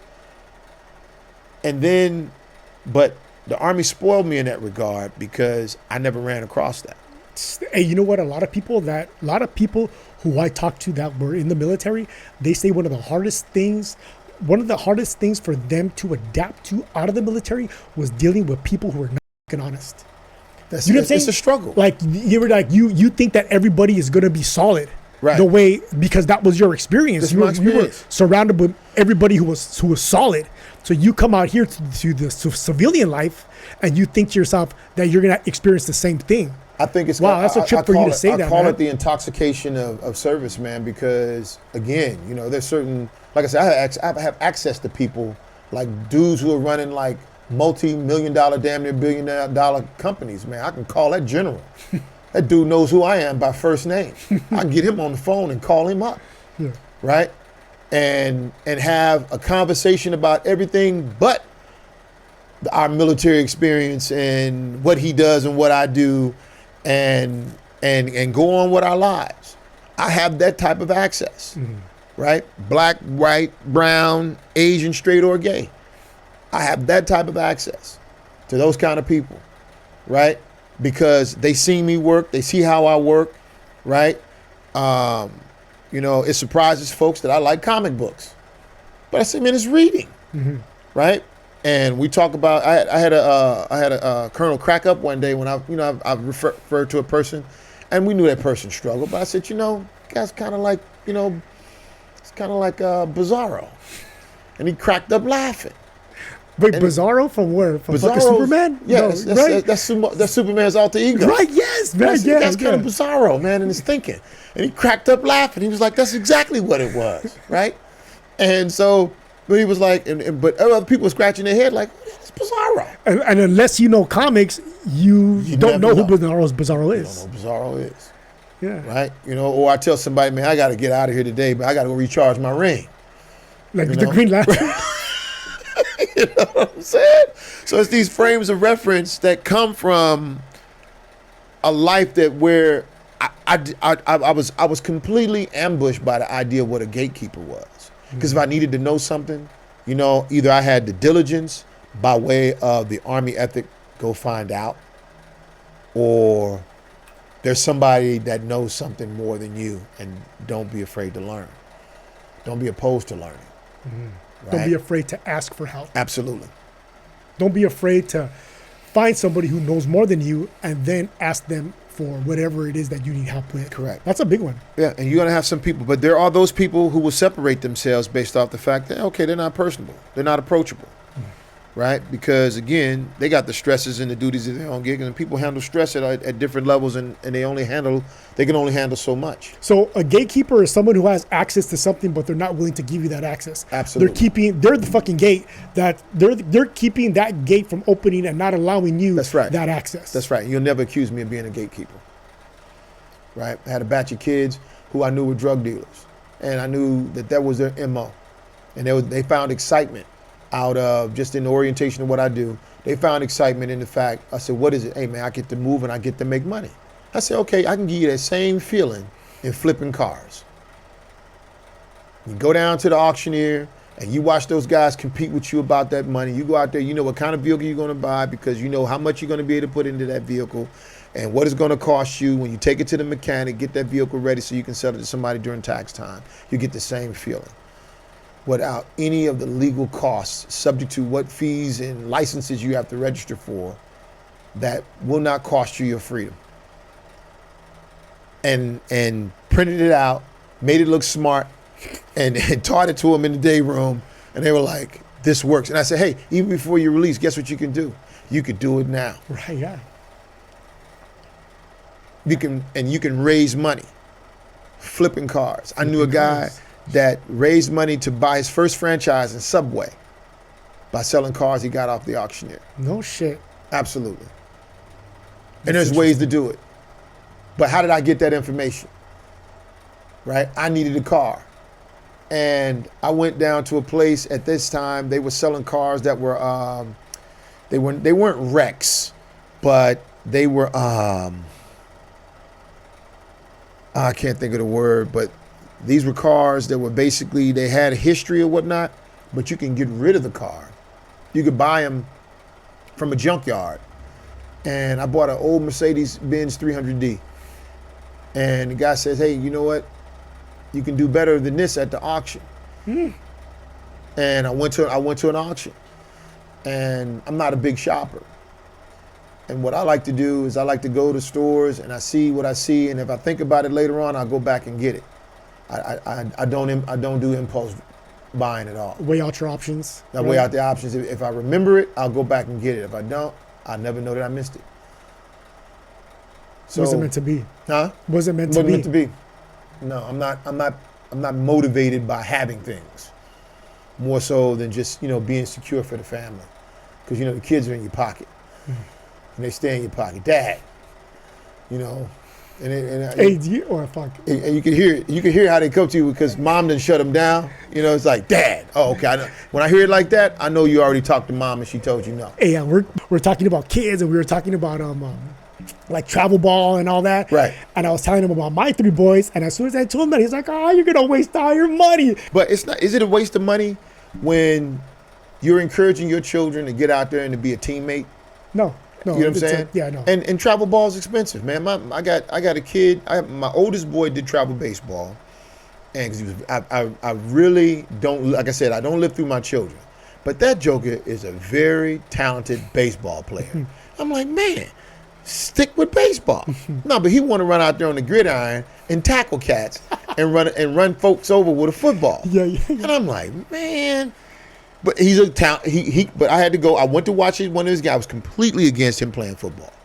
But I go and I watch him play, right? And I'm like, damn, this dude can catch. Okay, I'll back you up.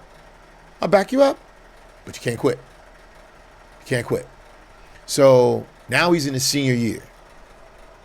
You know, and how did he start out? He started out very quietly, unbeknownst to his dad in 7th grade, carrying the equipment for the high school football team. Mm-hmm. Sitting in the classes. After school, he's telling me he's studying. Yeah, he was studying, but he was studying football for the football team. Mm-hmm. So 7th and 8th grade, he was the go-getter for the gopher for the football team. Mm-hmm.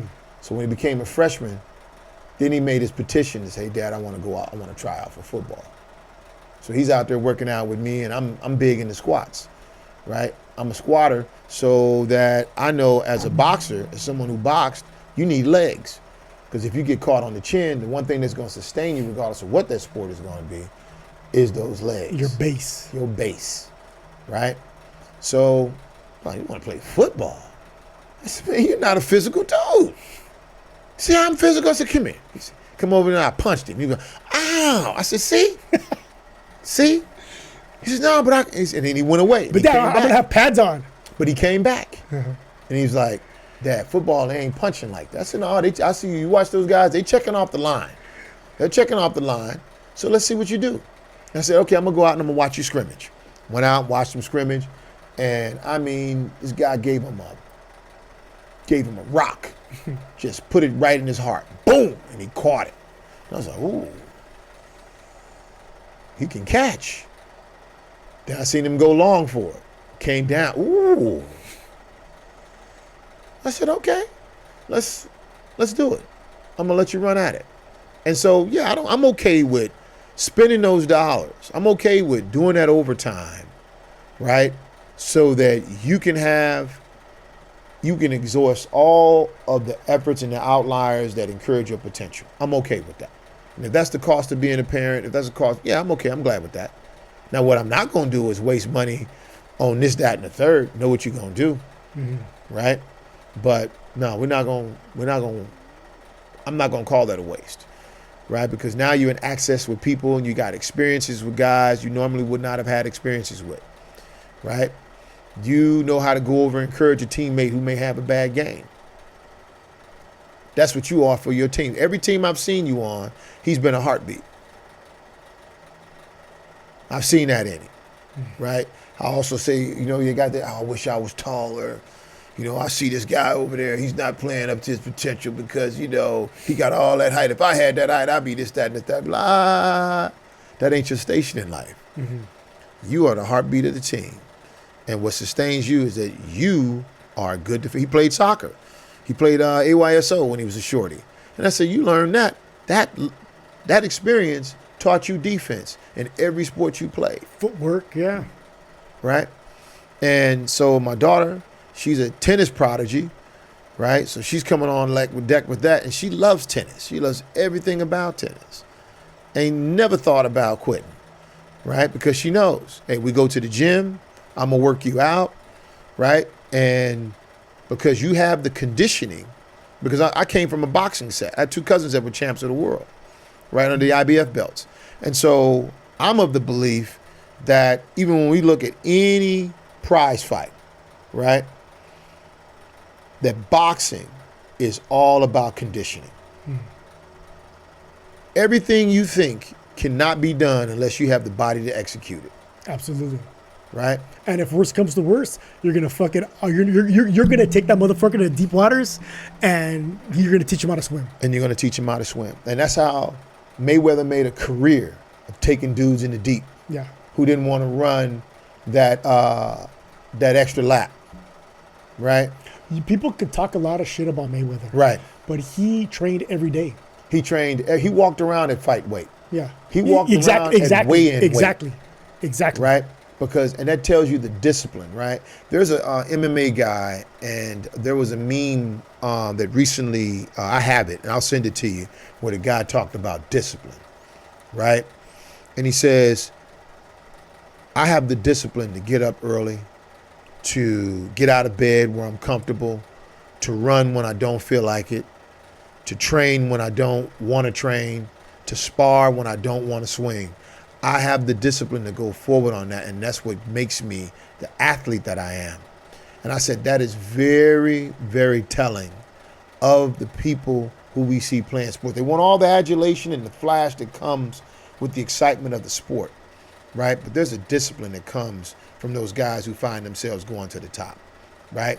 We see it in the Canelos, we see it in the Chavezes, we see it in the in Aguilar, we see it in the Mayweathers, we see it in the Pee-wees, and we see it in the Forrests.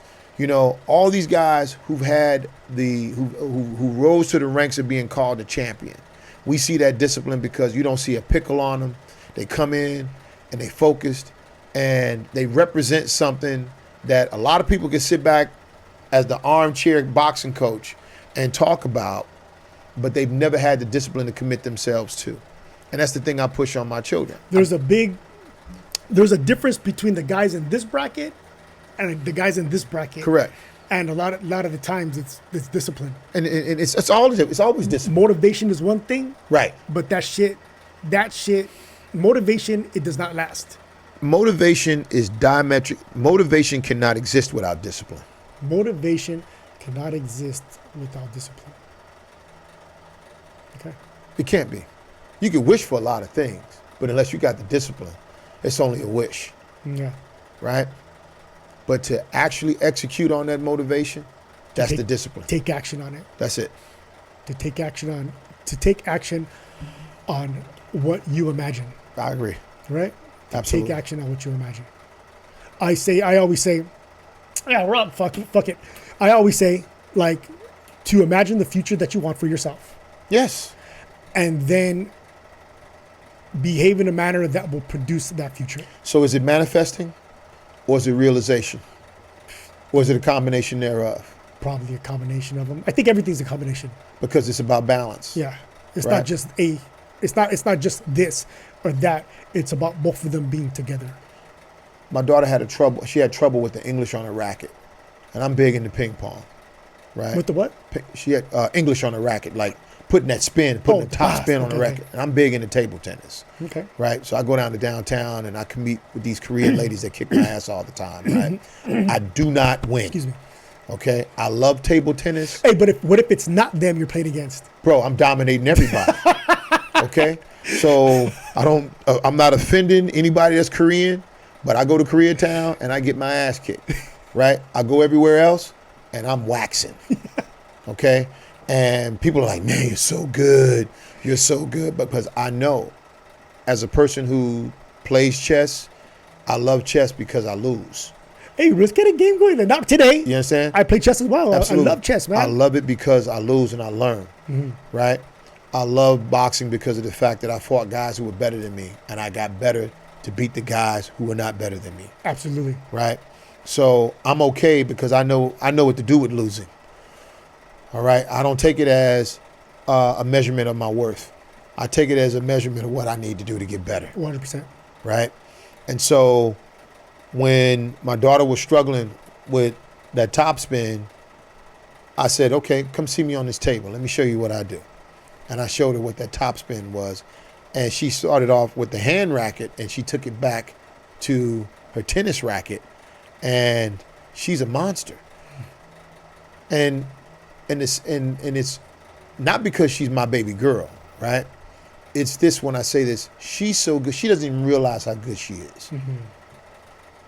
Very humble. How old is she? She's 15. Okay. She's very humble, and I'm concerned for her in the fact that my daughter has a body on her, right? And I'm just like, Yeah. dudes, stay away. You know what I'm Fuck saying? yeah. Fucking stay. And I'm just Hey, tell like, that right. Say that right now to all of them. Stay the fuck away. I have the receipt for the shotgun on the day I bought that she was born. You understand what I'm saying? Bought it from Bass. Went out to Bass and bought that shotgun the day she was born. I don't play when it comes to her. You know what I mean? I'm not overbearing. I am hands-on. Very girly girl, right? And but is a beast on the racket. And I see a lot in her future for her. In that, hey, I said, you know, she has a match today. I said, you want me to come through, check you out? No, cool. It's a closed rack thing. I said, I'll just come through and peek through the gate. I'll be all right with that. How does she feel about tennis? She loves it. Oh, good. She really loves it. Damn. Okay. Right? Again, because she's the self-starter for it. But if you're going to be playing, you know, I'm going to the gym tonight and go get the squat game in. All right, let's go work them legs out. All right? Or get on your back right now. Let's do these 6 inches and flutter kicks. You know? And let's go for it. And then you feel, oh, I can feel my abs, Dad. Oh, okay, cool. That's what we want. We want to stay in shape. We want to stay ready. Okay?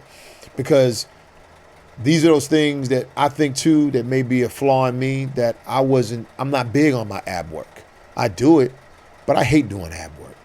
I hate it. So I don't want them to know that I hate it. You know, I won't let them see this, but I impressed upon them, ab work is a great thing. Yeah. Maybe I'm living through them in that way, but these jokers are all walking around with six packs and great teeth, right? One of my wife's friends, I could tell there's no sugar in this house. I look at the smiles of those kids, yeah. And I mean, you know, and I meant for that because that's by design. That's by design. You know, I'm brushing these chops. If you're not brushing them, I'm about to brush them. I do that to my kids too. Yeah. Isn't it crazy how, like our kids, like kids, right? Like the kids that we are, like your kids, my kids, like you can mold your kid into whoever it is that you want them to be. Correct. You know what I'm saying? Yes. By what it is, by the ingredients you put in. That's right. You could create an adult. You could create somebody based on what it is that you're putting in, yes, and you're taking out. Yes.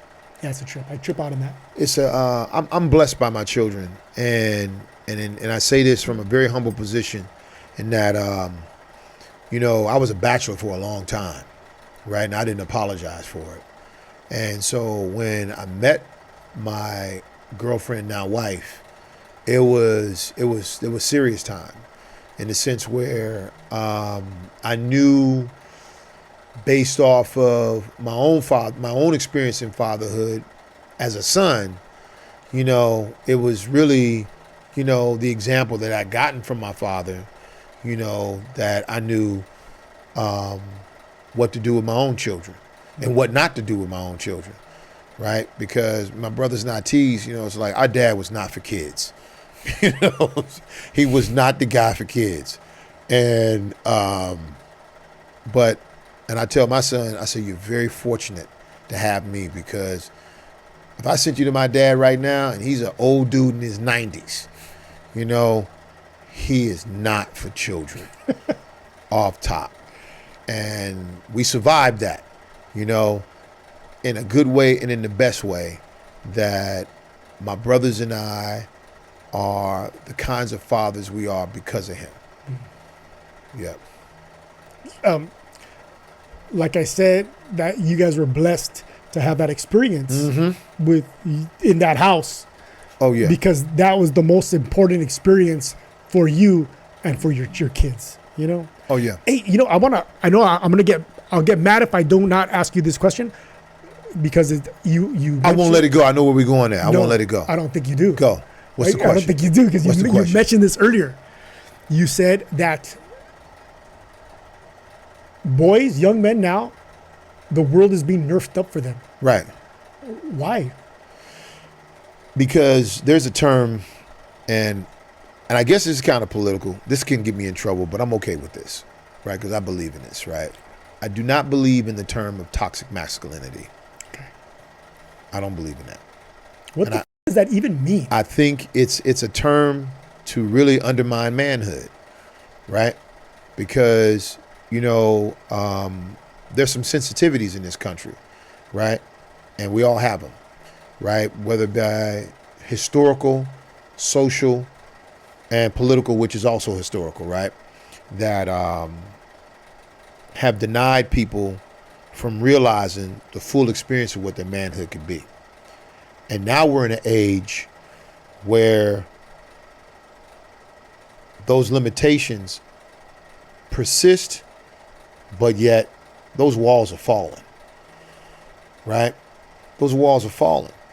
And I think that there are forces at play that look to convince our American experience that manhood is not what it should be. But it's the very thing that made us who we are as a country, right? When the shit hits the fan, you need you men. want that toxic masculinity. You want men. You know what I'm saying? You want men. The shit, when, you know, World War II kicks off, right? Hiroshima kicks off, right? I'm sorry, not Hiroshima. Pearl Harbor, right? You got all these young men who rose their hand and they volunteered because of the attack on the United States. Correct. You know what I'm saying? Right. And same thing happens with 9/11. You know, whenever there is a threat like that, it's the majority of the humans that are stepping up and standing in the gap are men. Excuse me. Yeah. Why is there a campaign to make that a bad thing? To weaken us. Why? Because we have men that can do the job. Weaken who? The United States. Right? This is where I go when I mentioned, remember I mentioned earlier about my experience in basic training when Drill Sergeant Kelly made everybody get up and come touch me. There's been these echoes in my experience, I think, coming from a spiritual realm as a human being that I've been communicated to, right? Of where we are as men, right? Because, and I mentioned also that California in many ways is not a normal experience, right? I tell this to my wife sometimes, right? When I tell her about my experience in growing up in St. Louis and what it's like and what it was like growing up or whatever. And she's going like, well, what time did you grow up in? You seem like you're so much older than me. And, you know, these types of things still go on or whatever the case may be. And I explained to her, I said, you know, we're in an age of information where there are certain things that are at play to do more division than unification, right? Whereas a time ago, we could say we didn't know. Do you realize we're living in a time where it's very hard to say that you don't have access to certain things and certain information? That even when we sat up here and we talked about gatekeepers, like I said, 3 years ago, I learned what a damn gatekeeper was. But if there's anything that I want to know, that you and I and your viewing audience are students in YouTube University, if anything that we want to know, here's my library, here's my calculator, here's my Dewey Decimal System, right? Here's my card index, here's my everything that I'm interested in. Here's my ruler, here's my compass, right? Here's my flashlight, okay? Here's my telephone. Here's everything that I need in the age in this time, and there's no excuse for me not to know, right? Thomas Jefferson said a long time ago, there's no excuse for not knowing the law, okay? And I believe, right? Or no, I want to take that back. I know that there are things at play that exist to create a class of men who are less than that. So when we really get the big reveal of who the enemies are, you see, then we will not have the boots on ground. We're going to have a large casualty rate of what I would consider not the apocalypse, but of an apocalyptic nature or impact that we will experience a large casualty rate. And this is why we have to maintain men as men. I'm not talking about the crying stuff. I'm not talking about the sensitive stuff. I'm talking about men being men, the providers, the protectors, right? The provisioners. And we're in an age of where the definition of manhood is changing, right? But because of that, again, we talked about the Army being flexible, right? Flexibility is a quality of manhood. So it should not be a subtraction, okay? And as men, we're not men totally as ourselves, right? You're the son of a mother. You're the nephew of an aunt. You're the grandson of a granny. You see, you're the uncle of a niece, right? So you have a female experience, but you are a man. Just like my daughter is the daughter of a father, the niece of an uncle, right? The granddaughter of a grandfather, the aunt of a nephew. She will have all of these. She will have her male experiences too. The wife, of a husband, and she herself, being a female, right, being a woman, has a male experience. But what is the dominance of our nature, right? What is the thing that balances us, even as men, right? And that's the thing that's under attack. So it's under attack because it wants to turn men into not men. Correct. Right? Because what is the reason for it again? To weaken us as a nation. To weaken us as a nation, right? You look at all of the stuff that's going on, the people who are daring, the very values, the very things that we hold dear, the things that we've been very complacent about that are in place because we have that expectation as Americans, as we're very comfortable. We're very comfortable. I live a very good life as a black man in America. You understand what I'm saying? I got a good life, bro. Right? There's some people who live in America with not so good lives. But I can argue that just across that Mexican border, life may not be so good. Right? Just across that Atlantic Ocean, life may not be so good. Paycom, right over across the water, in the other direction, life may not be so good. Okay? But it doesn't, because of those realities, doesn't mean that we should lessen our desire to have better and do better. But at the same time, there is that reality that because of this life that we're living here, there are those who want to end it. Right? Who do you think that is? Oh, man, it's the big boys. But okay.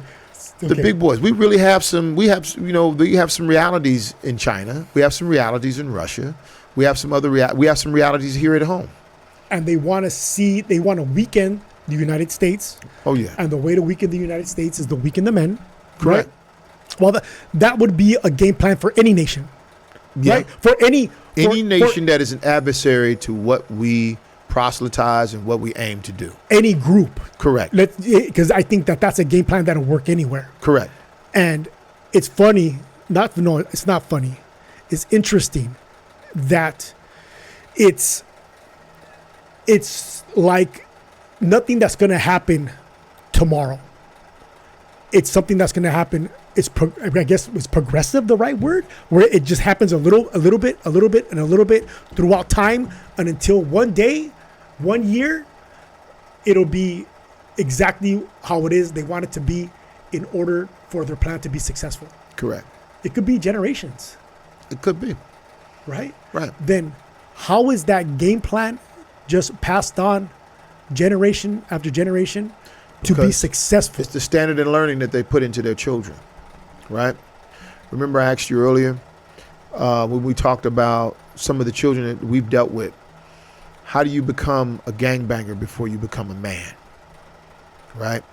But when you look at that learning system, someone who has an experience in education, you look at the learning system of what those Chinese children are going through. Yeah, dude. Are our children comparable and capable of competing? Right? Look at what those Russian children are going through. Are our children capable of being comparable and competing, right? And that's the preparation, because ultimately we're about to get off the shelf. Our children are about to step in, right? They're about to come on deck and be the leaders of tomorrow. Are they prepared? Are they prepared? Are they being prepared? I talked to my wife about this, and we talked to our kids about this.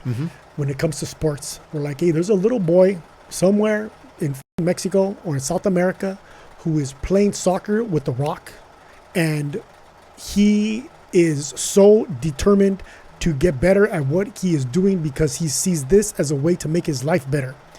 And when you meet that kid on the soccer field, you're gonna lose because of his hunger for the game, because of his situation.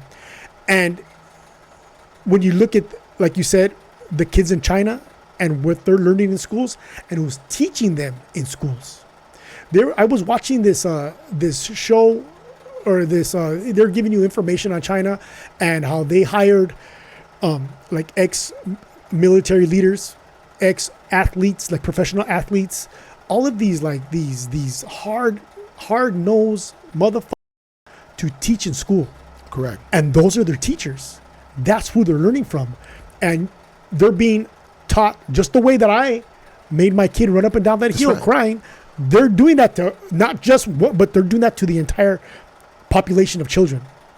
You know what I'm saying? Yes. And you look at kids in Russia who are out wrestling in the snow in this cold ass climates, and you look at what our kids are doing over here and how they're being prepared for a future with with them. Correct. It's concerning. Very concerning. And see, I've had the privilege of teaching children, being an educator, and being a trainer of men and women, right? And you know what the standard is, and you have an idea of what that standard is, and you know how to teach and train to the standards, right? I've studied andragogy, which is the study of how adults learn, and I've dealt with and I've studied and early childhood development and how children learn. I mentioned Howard Gardner's, multiple intelligences, the way that which we learn, right? And we reference, how I'm impressed of how basic training NCOs will take a civilian and have them ready for service in so many months based off the design of that particular service branch. So it's not that we can't do it. It's about where we orienting what's most important. Do we want a disciplined society? Because there's a problem. When you talk about, young men who find the opportunity to elect themselves into gangs before they actually even get a full reality of the benefits of the lives and the nation they were born into, right? And speaking to what you just assessed in terms of how our adversaries are working, right? It's easy to point the picture, but we can see it economically when we're now looking at the economic scale of what the BRICS nations are doing. Are you familiar with the BRICS nations? Yep. Right? That's the reality that we have to face now, because now we got to look at what debt is, and our whole paradigm is about to come into a seismic shift if we don't prepare adequately. Mm-hmm. And this comes down to the same ethos and the same practices that took place in World War II. We don't want to waste, right? We don't want to carry and live beyond our means. We want to store up. We want to have a preparation design in place. What is that family care plan? The Army has a family care plan. What's your design for your children should something happen to you in the service of your nation? We need to know that family care plan, so that if anything should happen and the absence of you becomes a reality to your family, that you've already got those things set in place for them going forward, right? So that it won't lessen the impact, but it will at least minimize the experience to where they become themselves self-sustaining to then grow and become prosperous, right? And so what are we going to do? What's the plan for that? And that design is not hinged upon some theoretical practice of, well, you know what, he shouldn't it's okay to scrape your knee, and you can go ahead and not run up that hill because you scraped your knee. No, you need to get out there because you're going to have to be able to deal with pain. You got to be able to deal with pain. You have to be able to deal with distraction and still keep your focus, right, in order to meet your goal. And that so, should yes, be getting taught in school. we want to train our boys, right? This is one of the biggest issues I have with our mutual experiences. Why don't we have boxing? Yeah. What's wrong with boxing? We get trained for so much other stuff, right? What's wrong with teaching them the responsibility? What's wrong with teaching the kid how to take a punch and how to duck a punch? I don't see nothing wrong with that. That's life. My son came home with a fat lip. Got a kid hit him in the mouth right here. I said, okay, well, you got to learn how to duck that right. Other than that, seemed like you got a good friend. Y'all laugh that off. You'll be fine. Y'all be back at it again. Go on back out and play. Right? Because, I'm thinking about my buddy Ross. It's like, man, the kids got the boxing. Hey, guy gave me a call. The kids was boxing it out. Yeah, they was over in the backyard. I guess they, somebody got mad about the ball or something like that, and they got the tussling or whatever. But they was cool by the time, we got home or whatever. Oh, that was it? Yeah, that was it. Okay. That is. So, yes, manhood is under attack. And that's kind of like our experience. Yeah. At growing up. Yes. That was normal for us. And that's one thing that I want my kids to experience, because as a boy, there's going to come a time in your life where somebody does this a little bit too much and you got to respond. So I make sure that my sons know how to throw a punch and also know what to do when you get punched. Right. Because you get punched and it's very easy to freeze and pause. And respond in a different way. Correct. You know what I mean? So right. I have boxing gloves here. Right. We fight. Right. I got my bag that I hang. Yeah. So that I saw. Yeah. I see you got the equipment in here. Yeah, absolutely. You know what I'm saying? Absolutely. Just so that I think that everybody needs to be comfortable with getting punched in the face. You got to. I think everybody needs to be, everybody needs to have that experience young in life and be okay with it, because if it happens, when it does happen to you and it happens to you later in life and you've never been in that situation before, other people could be in trouble because of that shit. I see it in the news a lot too. I said, man, had that kid knew how to get down, it would be a different circumstance. Yeah. Right? I grew up the subject of bullying. Right? I got moused a little bit. But I consider that character building. Right? And when my uncle told my mother, if you don't teach him how to fight, they're gonna kill him. Especially where we lived, nah. You had to have a squabble game. Right, which is, I think, is funny when I hear in music that guys about squabble up. Squabble up, yeah. I was like, wow, okay, because it's true, right? But in conflict resolution is okay too. How to avoid conflict is good, but if those things fall to the side, and a different type of expression has to come through, you should be okay to how to get through that. Absolutely. And contend with that. How do we stop the attack on manhood? Will it ever stop? Because it's almost as if it is something that is included in society now. It is. It's like I said, the idea of toxic masculinity is a stretch, and then when you see the forces that are behind it, and you read it, it becomes obvious, right? And the ideas or the perpetuation of certain types of stereotypes, right? When you read in the, when there's studies that show that white men have dealt with absenteeism in their fathers just like black people have, but the promotion is that most black guys grew up without their dads, and that's not the truth. And the statistics show that, right?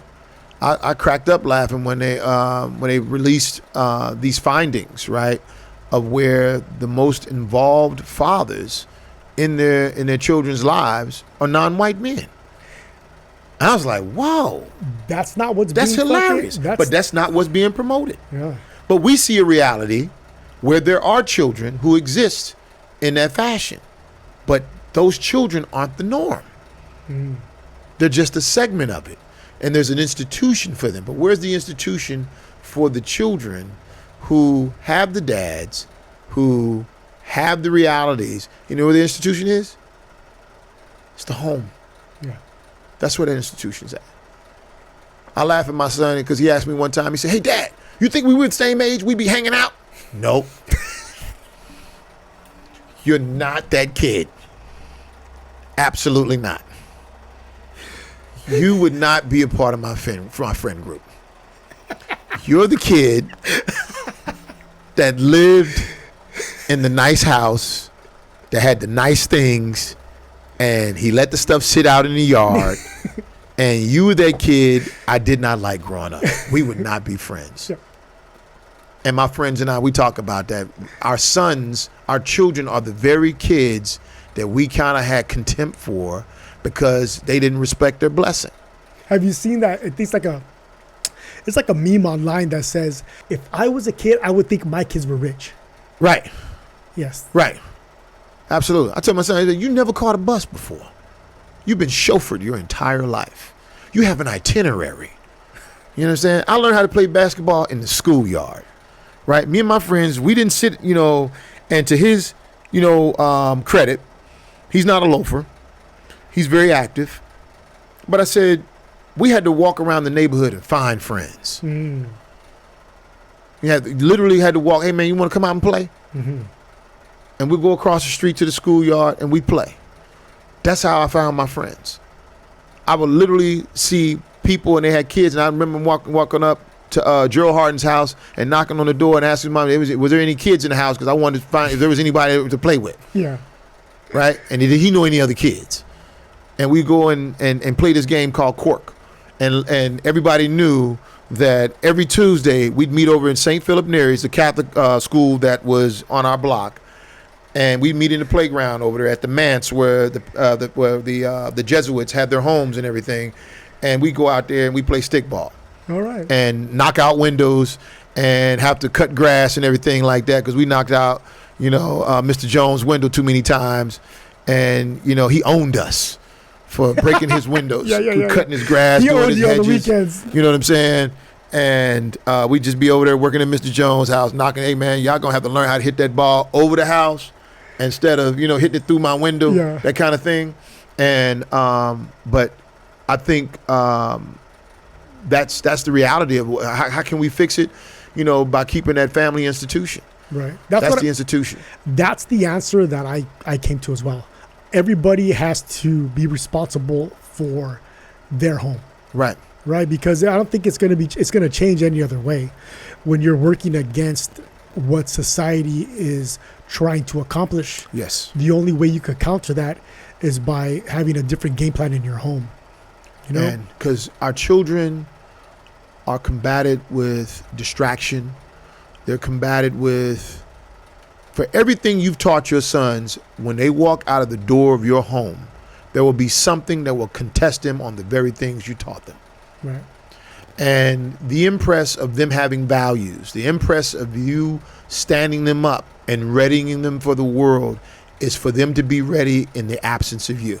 Right. And trust that they will make the decisions based off of that situation and circumstance and bring them back home in the one piece that you sent them out.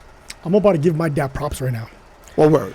Because to this day, I still hear my dad's voice in my head when I come to certain situations. Yes. Yes. And I want... That you hated him for it at a time. And now I get it. Oh, yeah, I get it.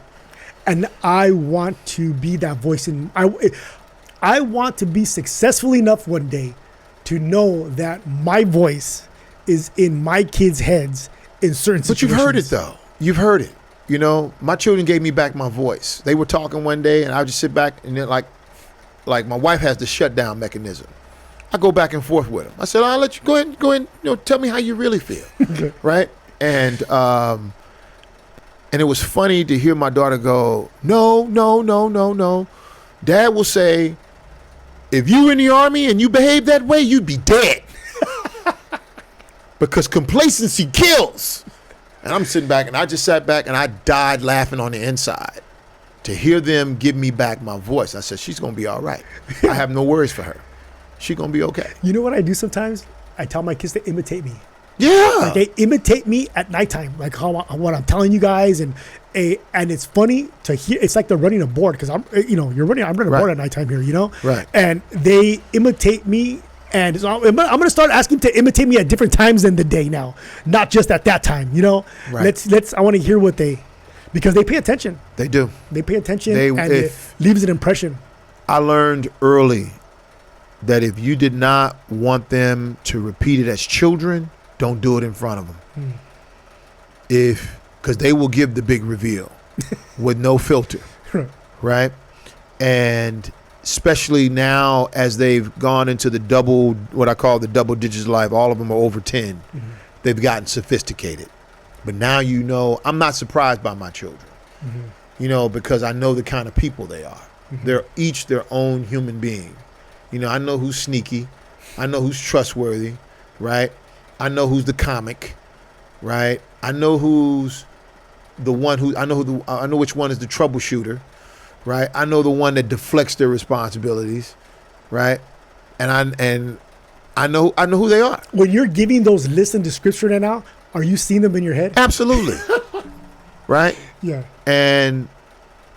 But they're their own people, right? And I've told them this. I said, I am never surprised by you because I never lied to myself about my children, right? Me and my wife, we high five each other. We're not those people that go, not my baby, right? Because we both had been educators and we were educators of other people's children who would sit there and go, oh, my child would never do this. My child would never lie. And we go, man, either you're selling me some bull crap or you don't know your kid. You don't know your kid. You're not being honest with yourself. And you know the quality of your children based off how well they do their chores. Yeah. You know the quality of your children based off of how well they do their chores. That's a good one. Right? Who's cutting corners. And like I mentioned earlier, when we talk about cheat code, all of our children have been oriented based off of, there's no child in America, or very few, I should say, who is without their video game experience. Right? And when you look at these video games, whether you look at them as entertainment, whether you look at them as training mechanisms, they're still simulation models of different realities, right? And they want a cheat code. And it's like when I talk with the kids at the hall, I say, hey, there's a cheat code to life. There's only two. A man is only required to do two things: manage his time and manage his money. Everything you will be confronted in life will fall under those two categories. The management of your time and the management of your money. Prove me wrong. And they start to answer the questions themselves. Well, what about going on a date? That's managing your time and your money. It's not linear. Some things will fall under the spectrum of both. Yeah. And the challenge comes is where you prioritize those things. Right? And one of the things I learned early on was I never had, when I was in 6th grade, I had an enrichment teacher. And her name was Mrs. Cunningham. And Mrs. Cunningham said, she had two quotes that one was on her wall and it was unknown. And it guided me as a learner and even when I was teaching. And she said, if a child cannot learn from the way that I teach, then I must teach in a way the child can learn. It's a good one. Right? And I like that. I like that you remember that and it still influences you. From the 6th grade. I remember the door it was on. I remember what the writing type looked like. And the quote, the author of the quote was unknown. But I never forgot that. If a child cannot learn from the way I teach, then I must teach in a way the child can learn. That's 100% true. Right? 100%. You cannot grade an elephant on a test that was made for a monkey. And we've gone through that experience, right? Of like being tested on things that have nothing to do with the skill set or the job measure that we're called to perform, right? The The other thing that stands out for Mrs. Cunningham is how much she valued where we are with reading. Okay? Usually I tell my sons, because they know my oldest boy now is 17, and he's always talked about, I never forget when he was getting dressed one day. And he said to me, he was young. He said, Dad, you know, if mom's your wife, where's my wife? Right? He was a shorty.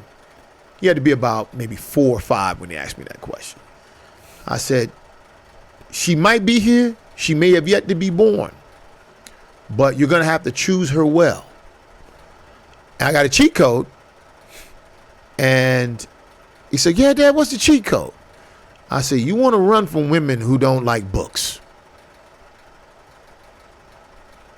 And so a couple of weeks ago, you know, he never forgot that. What did I mean? Run from women who don't like books? And I said, it's a lot of value in a woman that takes the time. There's a lot of values in a woman that takes the time to read. Okay. Right? There's 1, patience. 2 is empathy. 3 is nurturing. And 4 is understanding. Right? Because to read something that you don't know, and then you also throw exploration in there too. Because I find women who read, you know, in my bachelor experience, women who read, and even in my marriage, women who read are exploratory. They're exciting. They're adventurous, right? They're curious. They're patient, right? And because now they got to take the time for the ideas to realize themselves. Right? You walk in any woman's house and you don't see books, turn the other way. That's if you're interested in something long term. Mm-hmm. Turn the other way. And he remembers this. He remembered that. He said, "What did he say, Dad? You know, I kind of like always wanted to know what you meant by you know, women who don't like books." I said, "Oh yeah, I'll tell you that. Now I've been off the market for a while, about as long as you've been alive, but at the same time, it still holds true." I hope he tells that to his sons. Yeah. I would hope so too. It'll work the other way around too. So to my daughter as well. Yeah, that'll work the other way around. I was so impressed by her when I saw her reading. I said, "Oh yeah, she all right." Because there's books in the house, and she has an interest in books because when they were children, we would go to bookstores. Mm-hmm. Everything's not about toys, guys. You gotta read. Imagination. The summertime, you're not having all this time off in the summer, and there's nothing to read. Again, the adage that was impressed upon me in the Army, leaders are readers. Right? Had a General Tulliadis tell us about the value of not only reading, but writing articles. You're an expert in your field. You are a member of the Guild of Arms. And you have expertise that offers a wealth of information to those who need to be informed or who are curious to be informed. So you should write. I like that. Yeah. I think I'm going to start writing more. I write. You're right. But I think that I've been inspired these past couple of weeks, maybe even past couple of months, to write more. Mm-hmm. But not just writing down my thoughts, but long, detailed versions of my thoughts.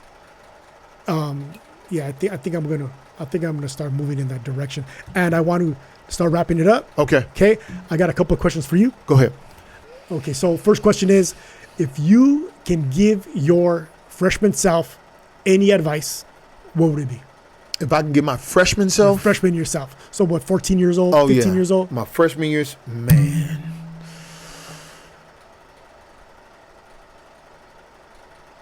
I would, don't go to school. Don't go to school on that day. That changed it all. But then again, you know what? I would know. I would have to go back. No, that day, that experience did a lot for me. That's why you're here. That's why I'm here. You know, but I think the thing that haunts me more is the embarrassment that I brought my mother. right? Which I explained to her years later. I said, I just could not have them throw me on the back of that fire hydrant like they do in that movie Bound by Honor. That's what they were going to do to me. And the idea, what that movie meant to me and the impact it had on my life, the visual that I had, I couldn't be a junkie. We had them in the family already. Nah, I'm not doing that. And so I would say the advice I would give myself at 14, you should have hit another kid in the head too, just to let them know you were serious. Yeah. I should have got 2 instead of the 1. All right. Yep. One thing I asked all my guests who were here, who come down, I asked them to leave a question for the next guest. Okay. And the question my last guest asked this present guest, you, is this. If you died and went to heaven, met Jesus, and Jesus asked you, why should I let you into heaven? How would you answer that? Because I would answer that, the reason I think I should go to heaven, and I should be let into heaven, is because I not only believed in what you said, I accepted what you said, and I tried to live your words. I tried to live your guidance. I literally tried to live your guidance above the temptation. I struggled through temptation. And I held the line because I didn't want to be the weakest. I don't want to be the weakest link. So that's why I think I should come in, get a little rest up, and I want to go back. Your question for the next guest. The next guest that's on, what would you like to hear them answer? I want to tell your previous guest, thank you for that question. Because I think about my mortality a lot, and that I want 1,000 years because I before I would go to heaven, because there's a lot I could do with 1,000. There's a lot I could do with 150. You know what I'm saying? So not to be greedy, but I want to thank them for that question. What could I ask of the oncoming guest? I think a question is that my question would be, why haven't you achieved all you have wished for yourself? What are you doing? What are you not doing that keeps you, or another way to ask it is, what are you not doing that keeps you from realizing the person you want to be in this life? What are you not doing that keeps you from realizing or becoming the person you want to be in this life? I like that. Yeah. I'm gonna answer that question for myself as well. Okay. Final words. Final words is, I want to appreciate you for one, let me come in on this. I thank you for the invite. I hope I haven't embarrassed the Army Reserves or the Army. So you represented finely, sir. And I want to say that I really am grateful to sit here in front of you and share these experiences, because I think that there's something for us to learn in this human experience that we have, and given platforms to express ourselves. And so I'm big on that piece. I'm grateful for the idea of what duty is, and that it doesn't stop until we stop breathing, and we're called to go on. But I'm hoping that I can improve the foxhole, pass on the baton to strong children who will they themselves grow to become decent men and women, a woman, and make for a good representation to my grandchildren. Because I tell them, I say, hey, you guys are all right. I'm not worried about y'all. I'm worried about my grandchildren. Because if my grandchildren tell me that you weren't a good dad or a good mom, I'm going to take that personal. Because I'm pouring a lot into you to where you should be what you need to be for my grandchildren, because my mother's and my father's concern legitimately was that for you guys. That's deep. Yeah. Final words? That's it. Okay.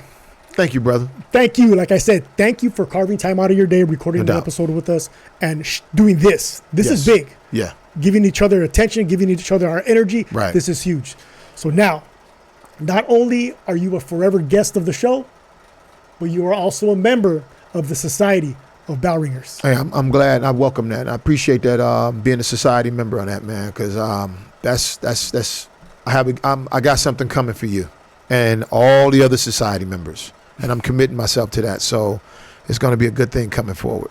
That, Fuck yeah. yeah, for Give me sure. a hug, dog. All right, Thank brother. you, man. Absolutely.